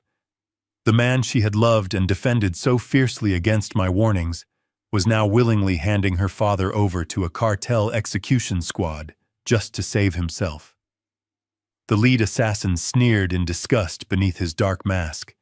He signaled to 2 of his men with a sharp flick of his wrist. The hitmen immediately broke away from the circle, leaving Derek and Sarah guarded by the remaining gunmen. They moved with swift, lethal purpose down the hallway, their combat boots thudding softly against the hardwood floors. I watched their approach on the kitchen camera. They navigated past the island and stopped directly in front of the plain white door that led down to my basement. To the untrained eye, it looked like a standard door. It had a simple brass knob and was painted to match the surrounding drywall. One of the men reached out and twisted the knob. It did not budge. He jiggled it violently, but the heavy deadbolt held the door firmly in place. He turned to his partner and nodded, stepping back to create enough space to breach the entrance by force. Down in the dark, my face broke into a smile. Those men were killers accustomed to kicking down doors in apartments and tract homes. They fully expected the wood to splinter and the frame to shatter under the focused impact of a heavy combat boot. But they did not know the man who had built this house. When I designed this property 30 years ago, I poured my entire soul and my engineering expertise into every single inch of its foundation. This basement was never meant to be a simple storage area for old holiday decorations or rusty gardening tools. It was meticulously designed to be a self-sustaining panic room, to protect my family from severe natural disasters or armed home invasions. That innocent-looking white door at the top of the stairs was not made of hollow wood. It was actually constructed from a solid 2-inch thick core of hardened steel clad in a decorative oak veneer. The door frame itself was securely anchored directly into the primary concrete load, bearing walls with 6-inch titanium lag bolts. On the digital monitor, I watched the arrogant hitman lift his heavy leg. He threw his entire body weight forward, driving the thick rubber heel of his boot squarely into the exact center of the door, right next to the brass handle. He expected a satisfying crash. He expected the door to fly wide open and reveal the helpless old man cowering at the bottom of the wooden stairs. Instead, a dull, bone-jarring thud echoed loudly through the kitchen. The steel core door did not even flex. It did not budge a single millimeter. But the violent kinetic energy of the kick reverberated straight back up the assassin's leg. The man let out a sharp cry of sudden agony, stumbling backward and dropping to one knee. He grabbed his shins, swearing loudly in Spanish. His partner stared at the white door in absolute disbelief. He raised his silenced weapon, aiming directly at the deadbolt, preparing to shoot the locking mechanism out of the heavy frame. They were starting to realize that they were not dealing with a fragile retiree hiding in a dusty cellar. The lead hitman, hearing the commotion from the kitchen, dragged Derek and Sarah violently down the hallway to see what was causing the delay. When he saw his injured man kneeling on the floor and the door intact, his dark eyes narrowed in realization. "This is not a normal door," the lead assassin muttered, running his gloved hand carefully over the smooth surface. "Get the breaching charges from the truck. We are going to blow the frame right out of the wall." He turned his furious gaze back to Derek. "What else did you fail to mention about this house, you liar?" Derek shook his head, his face pale, babbling incomprehensible apologies as Sarah wept beside him. They thought they still had the upper hand. They thought they were the predators trying to dig a trapped animal out of its burrow. But they were looking at the situation backward. I was not trapped down here with them. They were trapped up there with me. I took one final look at the monitors, memorizing the terrified face of my son-in-law. I tightly gripped the cold handle of the industrial switch. With one downward motion, I pulled the heavy lever down. A loud mechanical clank echoed through the concrete bunker as the primary electrical contactors slammed shut, sending a massive surge of raw power straight into the hidden nervous system of the entire house, instantly activating every single hidden defense mechanism that I had spent years carefully building and perfecting in secret. The moment the heavy copper contacts of the industrial switch slammed together, the entire house came alive with a deafening mechanical roar. Deep beneath the frost-covered soil of the backyard, the massive diesel generator I had buried 3 decades ago kicked into absolute overdrive.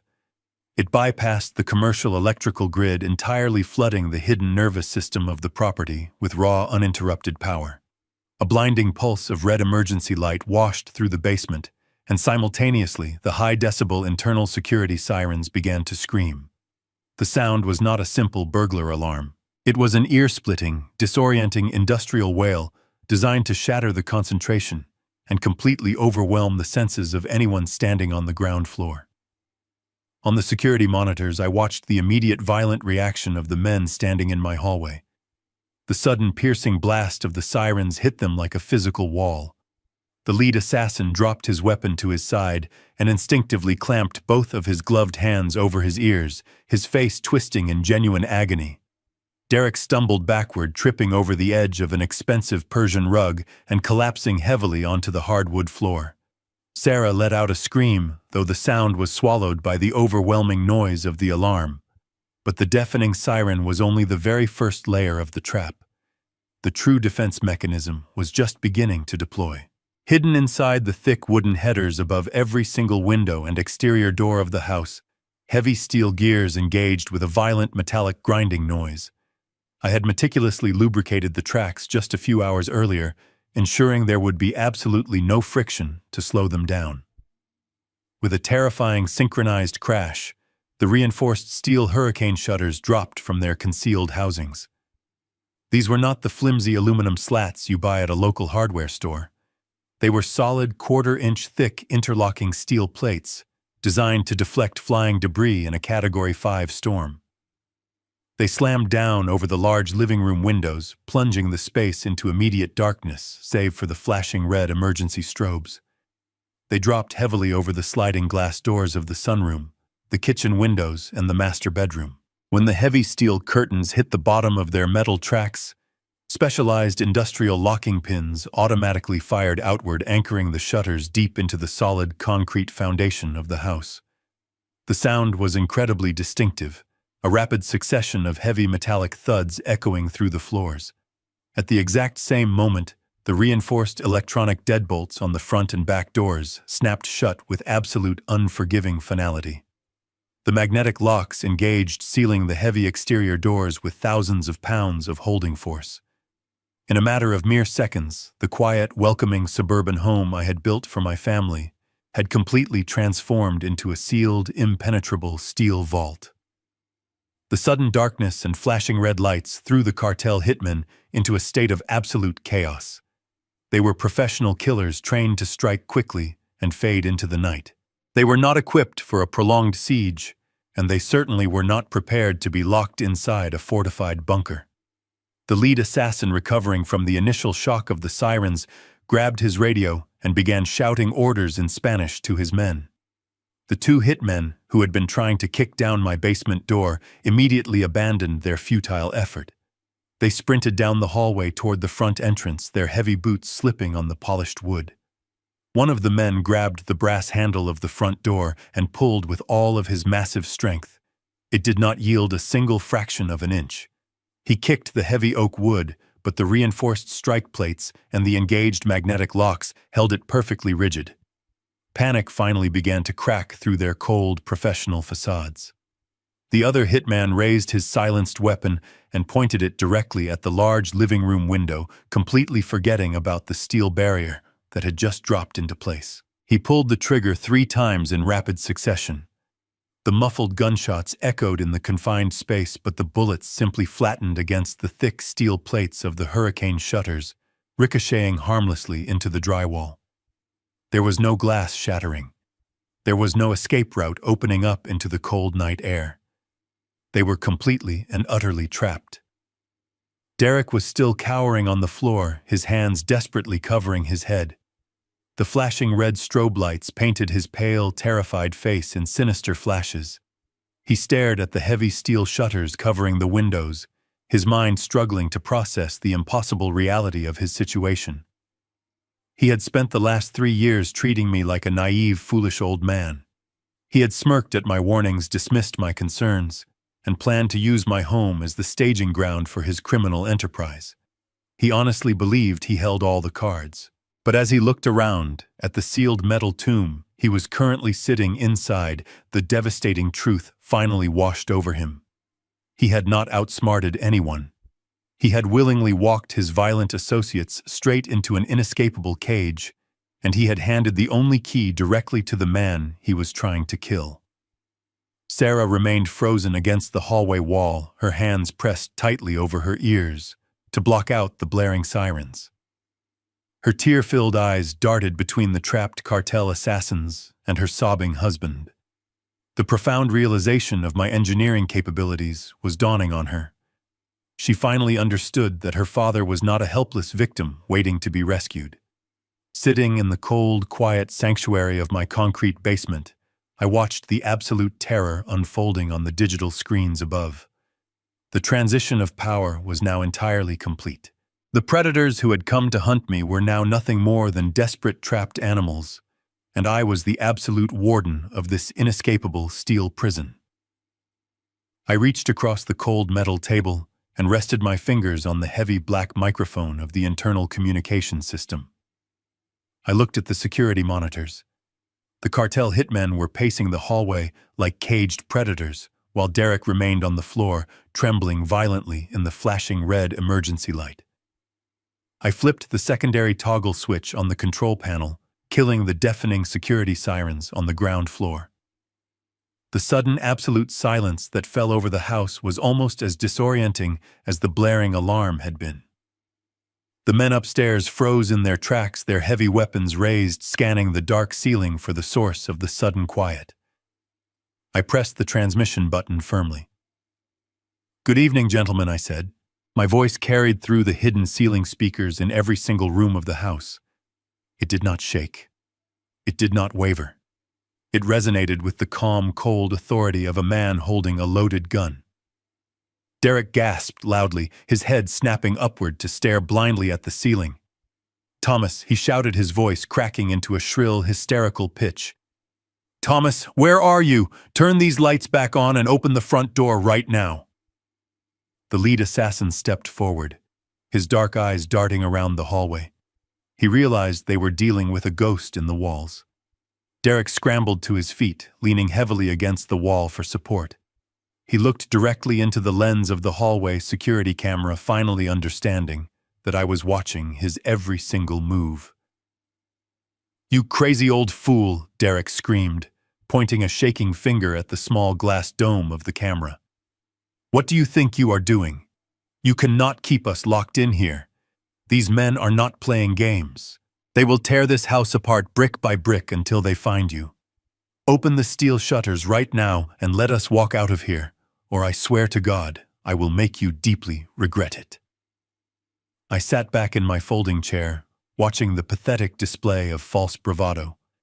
He was trying to act tough in front of the cartel killers, desperately hoping to regain some fraction of control. But his trembling knees and the sweat pouring down his pale face told a completely different story. I pressed the transmission button again. "You are not in a position to make demands, Derek," I replied smoothly. "You brought armed killers into my home. You tried to poison me with your herbal tea. You tried to frame me for your international money laundering operation. Did you really think I would just quietly go to sleep and let you steal my life?" Derek's eyes widened in sheer panic. He quickly glanced over his shoulder at the massive lead hitman, who was now staring at Derek with an expression of pure, concentrated fury. The hitman stepped closer, the heavy silencer of his weapon brushing against Derek's chest. Derek swallowed hard, his breathing becoming shallow and frantic. He knew his lies were entirely exposed. He had to play his final, most despicable card. "Listen to me very carefully, Thomas." Derek yelled, his voice echoing loudly in the silent hallway. "If you do not press the button to lift those steel shutters this exact second, I will give your precious daughter to these men. I will tell them to do whatever they want with her. I will not lift a single finger to stop them. You love her too much to let her get hurt. Open the doors, or her blood is entirely on your hands." The sheer depravity of his threat hung heavily in the cold air of the house. I shifted my gaze to the camera showing Sarah. She was standing just a few feet away from him, her back pressed tightly against the floral wallpaper. She was staring at her husband with an expression of absolute, unadulterated horror. The man who had promised to love her, honor her, and protect her in sickness and in health was now actively offering her up as a sacrifice to a drug cartel execution squad simply to buy himself a few more minutes of life. Derek did not even look at her when he said it. He did not offer her a glance of apology or regret. He kept his desperate eyes fixed firmly on the ceiling camera, waiting for my fatherly instincts to break under the immense pressure of his terrifying threat. Sarah let out a broken, agonizing sob. She slowly slid down the wall until she was sitting on the hardwood floor, pulling her knees tightly to her chest. The final, lingering illusion of her perfect marriage shattered completely. The charming, ambitious financial advisor she had fiercely defended against my warnings was completely gone. In his place stood a cowardly, selfish monster who viewed her as nothing more than a convenient bargaining chip. I felt a sharp ache in my chest for the immense pain my daughter was experiencing in that moment. But I also knew that yielding to a terrorist was not an option. If I opened those doors, the cartel would kill us all to eliminate the witnesses. I had to remain entirely ice cold. I pressed the button on the microphone one more time.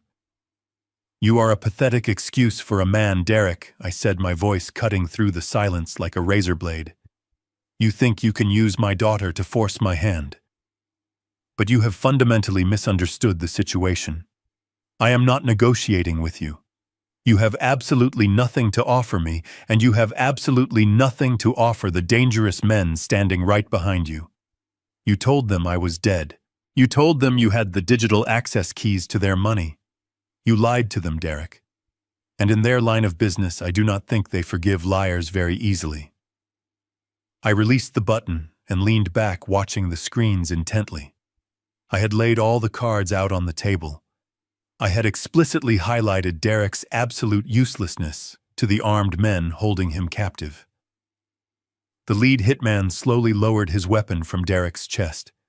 He turned his head slightly, making eye contact with the other 3 assassins in the hallway. A silent, lethal understanding passed between them. Derek's value as an insider was gone. His leverage was gone. He was no longer an asset to the Sinaloa cartel. He was a liability who had locked them inside a steel trap. Derek looked at the hitman, his face draining of whatever color it had left. He finally realized that the threat was no longer coming from the ceiling speakers. The true danger was standing right next to him. I kept my hand firmly pressed against the cold transmission button of the intercom. I did not spare another glance at the pathetic, trembling figure of my son-in-law. Derek had made his choice when he offered my daughter to a firing squad. He had crossed a line that completely erased any lingering shred of mercy I might have held in my heart. Now it was time to let the natural order of the criminal underworld take its course. I shifted my focus entirely away from Derek and addressed the masked men who were currently holding him captive. "Gentlemen," I said, my voice echoing evenly through the high-fidelity speakers mounted in the ceiling. "I know exactly who you are, and I know exactly who you work for now. I know about the massive server farm running in my attached garage, and I know about the millions of dollars in digital currency your organization has been actively laundering through this suburban house." The lead hitman slowly turned his masked face upward, staring intently at the nearest security camera. His dark eyes narrowed, registering the fact that the foolish old man they were sent to assassinate was actually completely aware of their highly classified operation. Derek let out a weak, desperate whimper, shaking his head frantically, but he was too terrified to speak. I continued speaking, ensuring every single word landed with the heavy, devastating impact of a sledgehammer. "You were sent here tonight to clean up a mess," I explained calmly. "Derek told your superiors that I was becoming suspicious. He told you that I was a liability who needed to be permanently silenced so your operation could continue without interruption. But that was a complete lie. Derek did not invite you here tonight to protect the cartel. He invited you here so you could do his dirty work, leaving his hands completely clean while he executed his actual plan." The three other assassins slowly closed the circle around Derek, their silenced weapons lowering slightly from their firing positions, but their posture radiating a new, highly focused hostility. Derek raised his trembling hands, trying to back away, but there was nowhere left for him to run.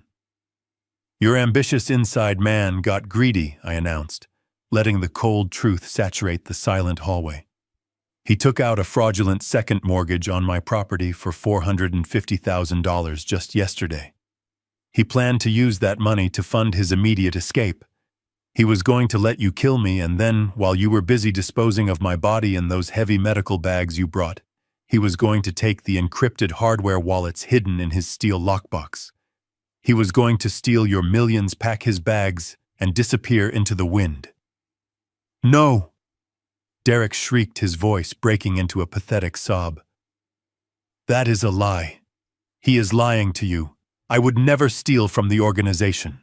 I swear on my life I was just trying to protect the network."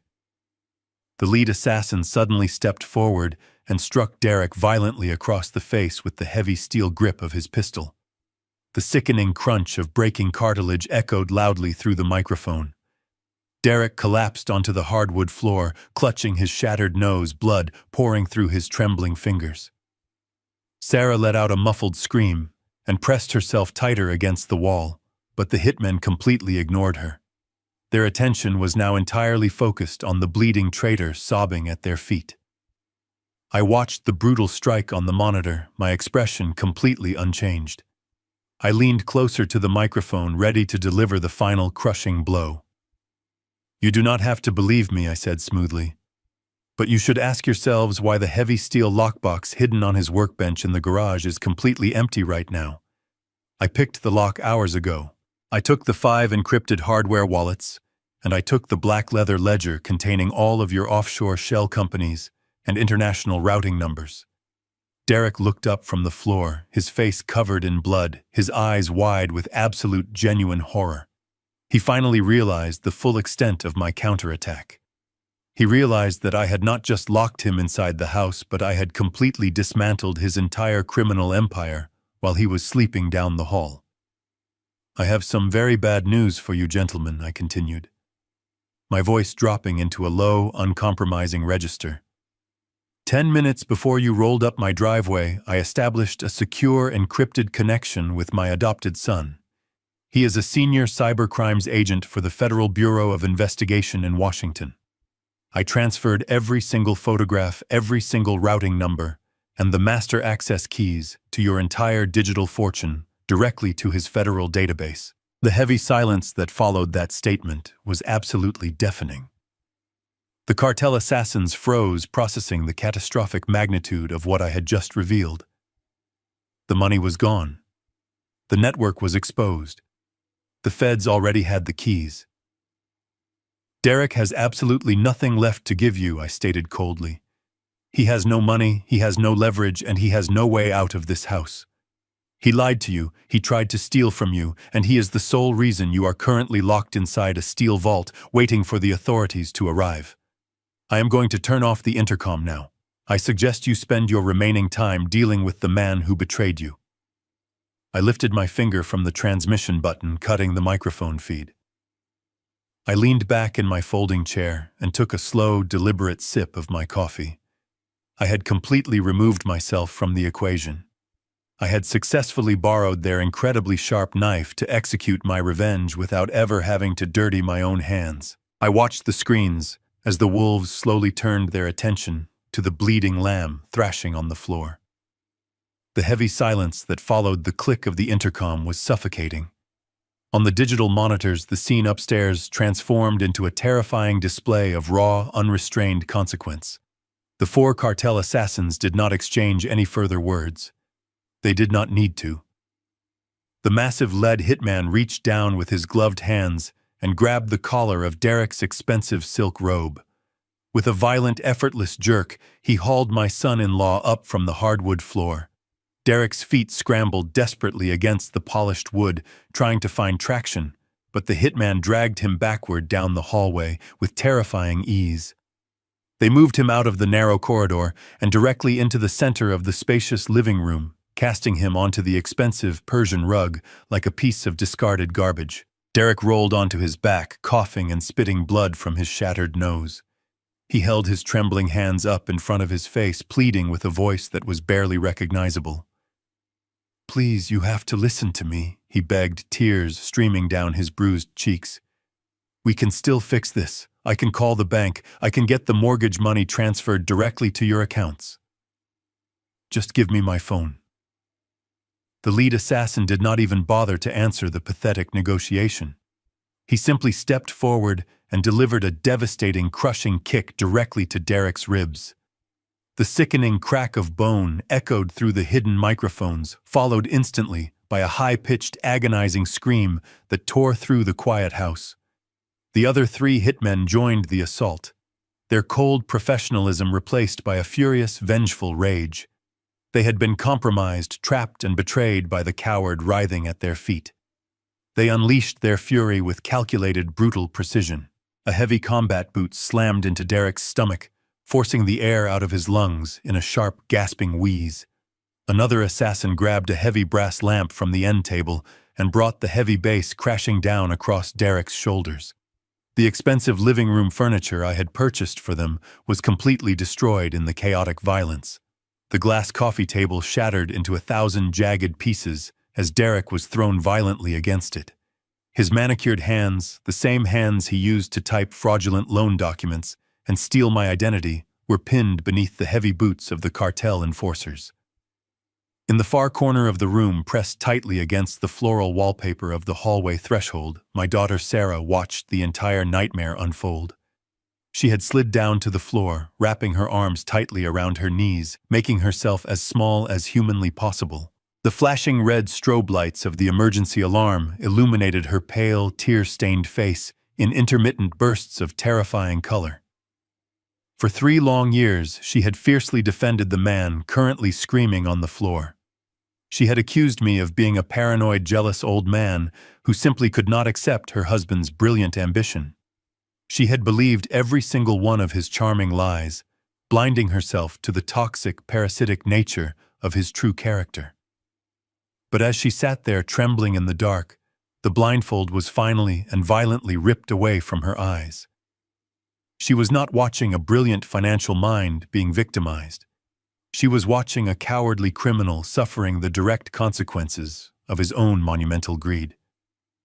The illusion of her perfect marriage was completely dead, beaten to a bloody pulp on the living room rug. The man who had promised to protect her had offered her up to these very killers just moments ago to save his own miserable life. Sarah pressed her hands firmly over her ears, trying to block out the horrific sounds of his screams and the sickening thuds of the physical blows, but she could not look away. The devastating realization washed over her like a freezing tidal wave. Her father had been absolutely right all along. Every warning, every intuition, every attempt I made to protect her had been the absolute truth. Down in the cold, heavily fortified concrete basement, I remained seated in my simple folding chair. The air down here was calm, completely isolated from the violent storm raging just a few feet above my head. I reached out and picked up my ceramic mug from the metal desk. The coffee was still pleasantly warm. I took a slow, deliberate sip, letting the dark, bitter liquid coat my throat. I did not feel a single ounce of pity for the man being dismantled on my monitors. Some might call it cruel for a father to sit and watch such violence unfold inside his own home, but I am an engineer. I understand that when a dangerous, destructive element threatens the structural integrity of a foundation, it must be completely and ruthlessly eradicated before the entire building collapses. Derek was a parasite feeding on my wealth, my daughter's love, and my hard-earned security. He planned to steal my home, frame me for international money laundering, and leave me dead inside. He had brought these wolves to my door. I simply stepped aside and let the wolves do what they do best. The flashing screens bathed my face in a pale, shifting light as I watched the hitmen lift Derek from the ruined floor one more time. His custom-tailored navy blue suit was completely shredded and soaked in his own blood. He was no longer screaming. He was just letting out weak, pathetic moans, his body completely broken by the merciless assault. The lead assassin grabbed Derek by the throat, pinning him forcefully against the drywall. He pressed the heavy, silenced barrel of his pistol directly underneath Derek's jaw, preparing to deliver the final fatal judgment of the Sinaloa cartel. I rested my ceramic coffee mug gently on the cold metal desk. I folded my hands and watched the digital screens closely, patiently waiting in the dark for the inevitable end of his miserable existence. The finger of the lead assassin tightened slowly around the curved metal trigger of his silenced weapon. The pressure was smooth, practiced, and completely devoid of any human hesitation. Pinned against the ruined drywall of the living room, Derek squeezed his eyes shut. A pathetic, whimpering sound escaped his bloodied lips as he braced himself for the absolute final moment of his life.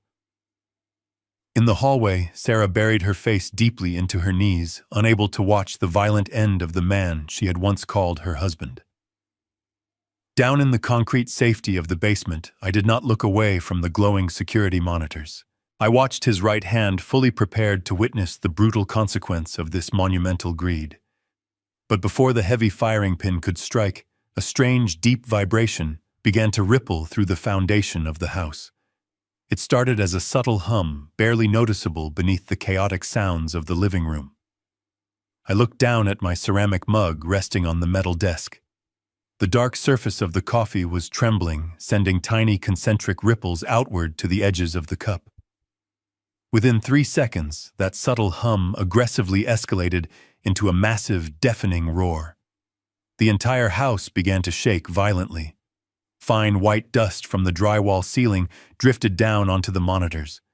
The heavy, rhythmic chopping sound of military-grade rotor blades cut through the cold autumn night, hovering directly over the roof of my property.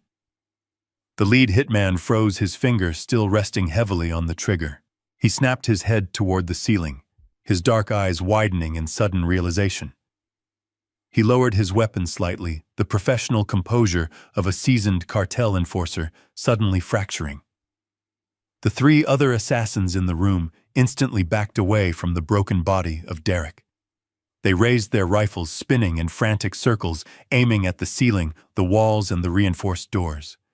They were trapped inside a steel box, and the overwhelming force of the federal government had just descended directly onto the lid. Through the microscopic gaps and ventilation slits of the heavy steel hurricane shutters covering the living room windows, blinding beams of intense light began to pierce the darkness. Brilliant flashes of aggressive red and piercing blue swept across the walls in a dizzying, chaotic rhythm. The piercing wail of police sirens joined the deafening roar of the helicopters outside, creating a terrifying symphony of inescapable justice.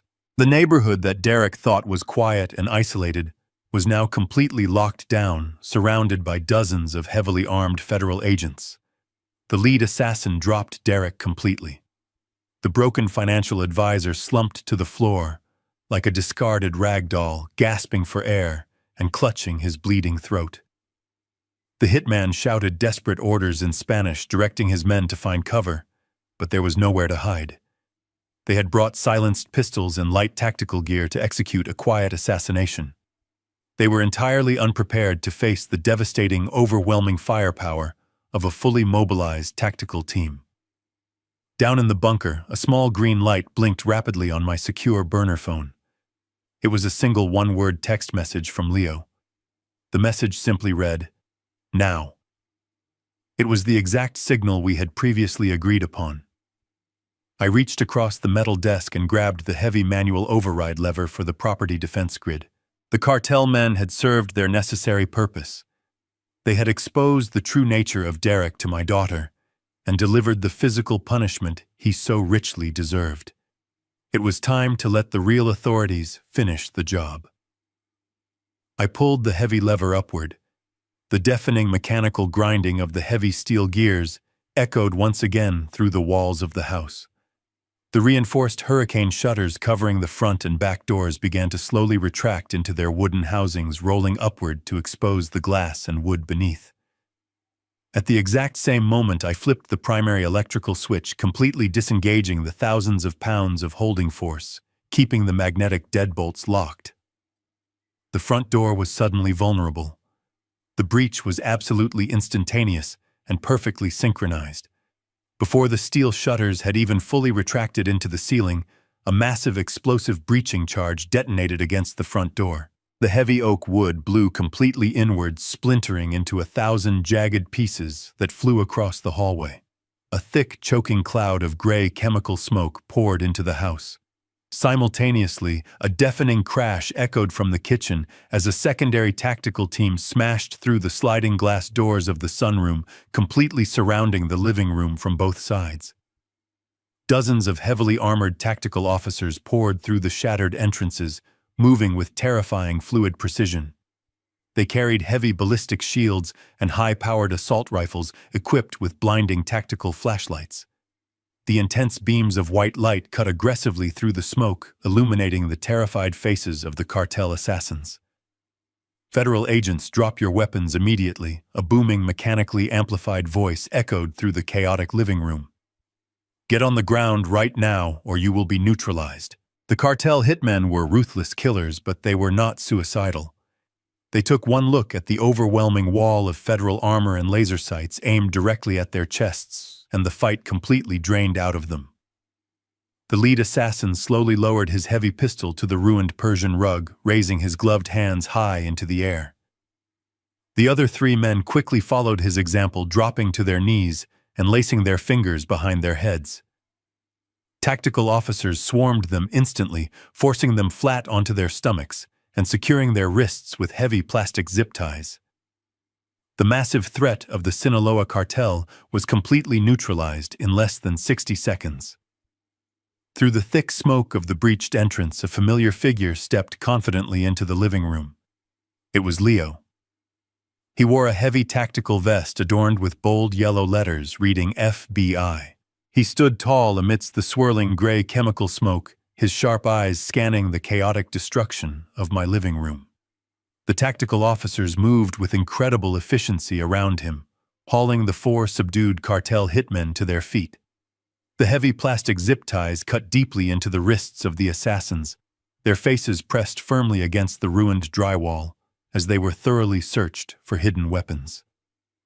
The lead hitman, the massive man who had been just seconds away from pulling the trigger, shot a venomous glare toward the center of the room before an agent aggressively shoved him toward the shattered front doorway. In less than a minute, the deadly predators who had confidently marched into my home were dragged out into the flashing red and blue lights of the front lawn, reduced to nothing more than federal prisoners facing multiple life sentences. The deafening roar of the helicopters outside slowly began to fade as the pilots pulled back, transitioning from an active breach pattern to a standard aerial perimeter watch.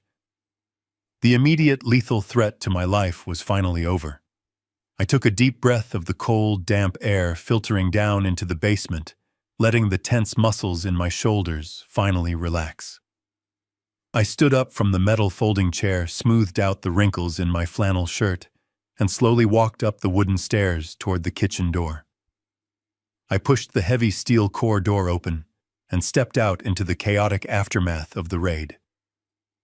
The main hallway was a complete disaster zone. Shattered wood, broken glass, and overturned furniture littered the polished hardwood floors. A thick layer of white drywall dust covered every surface, completely ruining the expensive Persian rugs. 2 heavily armored federal agents were currently standing over the broken, bleeding form of my son-in-law. Derek was a pitiful sight to behold. His custom-tailored navy blue suit was torn into bloody rags, and his face was swollen into a horrific mosaic of dark purple bruises. The agents grabbed him by the arms, hauling his limp body upward without a single ounce of gentleness. They wrenched his arms behind his back, securing his wrists tightly with heavy steel handcuffs that clicked loudly in the tense silence of the room. Derek groaned in absolute agony, his shattered ribs shifting painfully under the firm grip of the tactical officers. As they spun him around to march him toward the ruined front entrance, his swollen, bloodshot eyes locked directly onto mine. He saw me standing calmly in the doorway of the kitchen, completely unharmed, surveying the wreckage of the trap I had so carefully engineered for him. The realization of his total, absolute defeat finally washed over his battered face. The arrogant financial genius who had plotted to steal my home and frame me for international money laundering was completely gone. He was nothing but a desperate, broken coward, facing decades in a maximum security federal penitentiary. Thomas, he choked out his voice, a wet, pathetic gargle. Thomas, please. You have to tell them I was forced into this. You have to tell them the cartel made me do it. I am your family. Please do not let them take me away. He tried to drag his feet violently, resisting the federal agents who were pulling him toward the door, but his broken body simply lacked the necessary strength. I did not move a single muscle. I stood there with my hands resting casually in my pockets, looking at him with absolute, unfiltered disgust. You are not my family. Derek, I said, my voice carrying clearly through the smoke-filled hallway. You are a parasite who tried to feed on the people who gave you shelter. You invited armed killers into this house to murder me, and you threw my only daughter directly into their line of fire to save your own miserable skin. You made your choices, and now you will live with the consequences.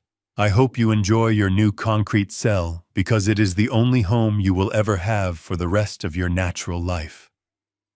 Derek let out a harrowing, desperate sob, turning his bleeding face toward the far corner of the living room, where Sarah was still huddled against the wall.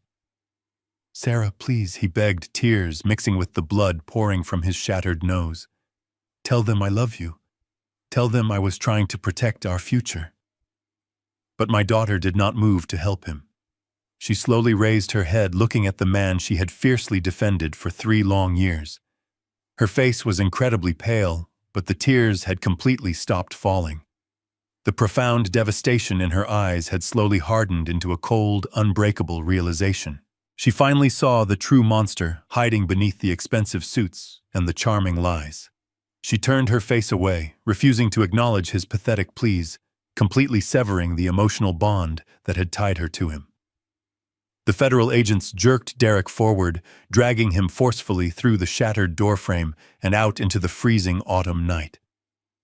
The heavy doors of an armored transport van slammed shut, swallowing his screams entirely. I watched the transport van roll down the gravel driveway. Heavy footsteps approached from the living room. Leo walked up to me, pulling the tactical helmet from his head and letting out a long, exhausted sigh. He looked at the wreckage of the hallway, then turned his dark, intense eyes to me. "We secured the access keys," he said quietly. "The entire laundering node is dismantled, Dad. You crippled a massive syndicate from your basement." I offered him a tired, genuine smile.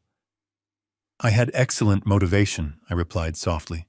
Leo stepped forward, wrapping his strong arms around my shoulders in a firm embrace. "I am just glad you are safe," he whispered. "You did a good job tonight." I hugged my adopted son tightly, feeling the crushing weight of the terrifying night finally lift. Several weeks have passed since the terrifying night the federal tactical teams breached my front door and dragged the monsters out of my home. The shattered wood of the entrance has been completely replaced by a beautiful, solid mahogany frame. The damaged drywall is repaired, the ruined carpets are gone, and the heavy steel hurricane shutters are safely tucked away in their wooden housings. The house is quiet again, but the silence is no longer heavy or suffocating. It is the deep, genuine peace of a hard-fought victory. The federal prosecutors did not offer Derek any lenient deals. With the mountain of irrefutable digital evidence I provided through Leo, the court system moved with devastating speed. My former son-in-law is currently sitting in a maximum security federal penitentiary, awaiting a formal sentencing that will guarantee him at least 45 years behind bars, without the possibility of parole. And because the cartel knows exactly who compromised their massive laundering network, Derek spends every single day locked in solitary confinement, terrified of his own shadow. He has lost his freedom, his fake wealth, and his arrogant pride. Yesterday afternoon, I was sitting on the back porch when a familiar car pulled into the driveway. It was Sarah. She walked slowly up the wooden steps, looking completely exhausted and deeply broken. She wore a simple gray sweater, her shoulders slumped beneath the heavy weight of her shattered reality. She did not have a key anymore, because I had permanently changed all the locks the morning after the raid. I walked to the door, opening it before she could knock. When she saw me, her eyes immediately filled with tears. She reached out desperately, wanting to fall into my arms and hide from the harsh consequences of the world. "Dad," she cried, her voice trembling with profound regret. "I am so sorry. I was so blind. I have nowhere else to go. The bank froze our joint accounts and the apartment we tried to rent fell through. Please let me move back into the guest room, just until I can get back on my feet. I promise I will make it up to you. I will take care of you." I looked quietly at my daughter. My heart physically ached for the pain she was experiencing. Every natural fatherly instinct inside of me screamed to open the door, wrap her in a warm embrace, and tell her that everything was going to be perfectly fine. But I am an old construction engineer. I know that if you build a house on a weak foundation, it will inevitably collapse the moment a storm hits. For her entire life, I had been her foundation. I had protected her from every hardship and sheltered her from reality. And because I had made her life so incredibly easy, she grew up lacking the necessary strength to recognize a predator when he walked right into our lives. She had chosen to blindly follow a parasitic liar, fiercely defending him while he actively plotted to steal my home and end my life. I did not step aside to let her in. Instead, I reached behind the door and pulled out a large, heavy suitcase containing the rest of her personal belongings. I set it gently on the front porch. Then I reached into my pocket and pulled out a small white envelope. Inside was a check for $10,000. I handed it to her. She looked down at the envelope, her tear-filled eyes widening in confusion. "Sarah," I said, my voice incredibly soft, but entirely unyielding. "I love you. You are my flesh and blood. But you chose that man over your own father. You defended his lies, and when the absolute worst happened, you saw exactly how little he cared about your safety. It is time you finally learned to survive on your own. You need to learn how the real world works without my money and my roof protecting you from the consequences of your choices. Use this money to rent a small apartment and buy groceries. Get a job. Build your own life. But you cannot stay here anymore." She stared at me in absolute shock, the tears streaming freely down her pale cheeks. She opened her mouth to argue, to beg for another chance, but she saw the iron resolution in my eyes. She slowly reached out and took the envelope. She grabbed the handle of the suitcase, turned around, and walked back down the driveway. I stood on the porch and watched her drive away. It was the hardest thing I have ever done in my 78 years of life, but it was absolutely necessary for her survival. This morning I drove into town and sat down with my estate lawyer. I officially changed my last will. I placed a small, untouchable trust fund aside for Sarah, just enough to ensure she will never end up homeless if she truly fails, but she will not inherit my primary estate. The house I built with my own hands, my savings and my true legacy, are now legally transferred to Leo. Blood does not automatically make someone family. Loyalty, respect, and unconditional love are the true building blocks of a home. Leo earned his place in my heart, and he proved his devotion when my life was on the line. Sometimes doing the right thing for the people you love requires an immense amount of painful discipline. You cannot save people from the fires they help start. You can only give them the tools to rebuild from the ashes. Thank you for listening to my story. Did I go too far by throwing Sarah out and forcing her to face reality? Let me know in the comments below. If you found value in my journey, please subscribe to the channel. Remember, true family protects you from the wolves they do not invite them inside. See you in the next story.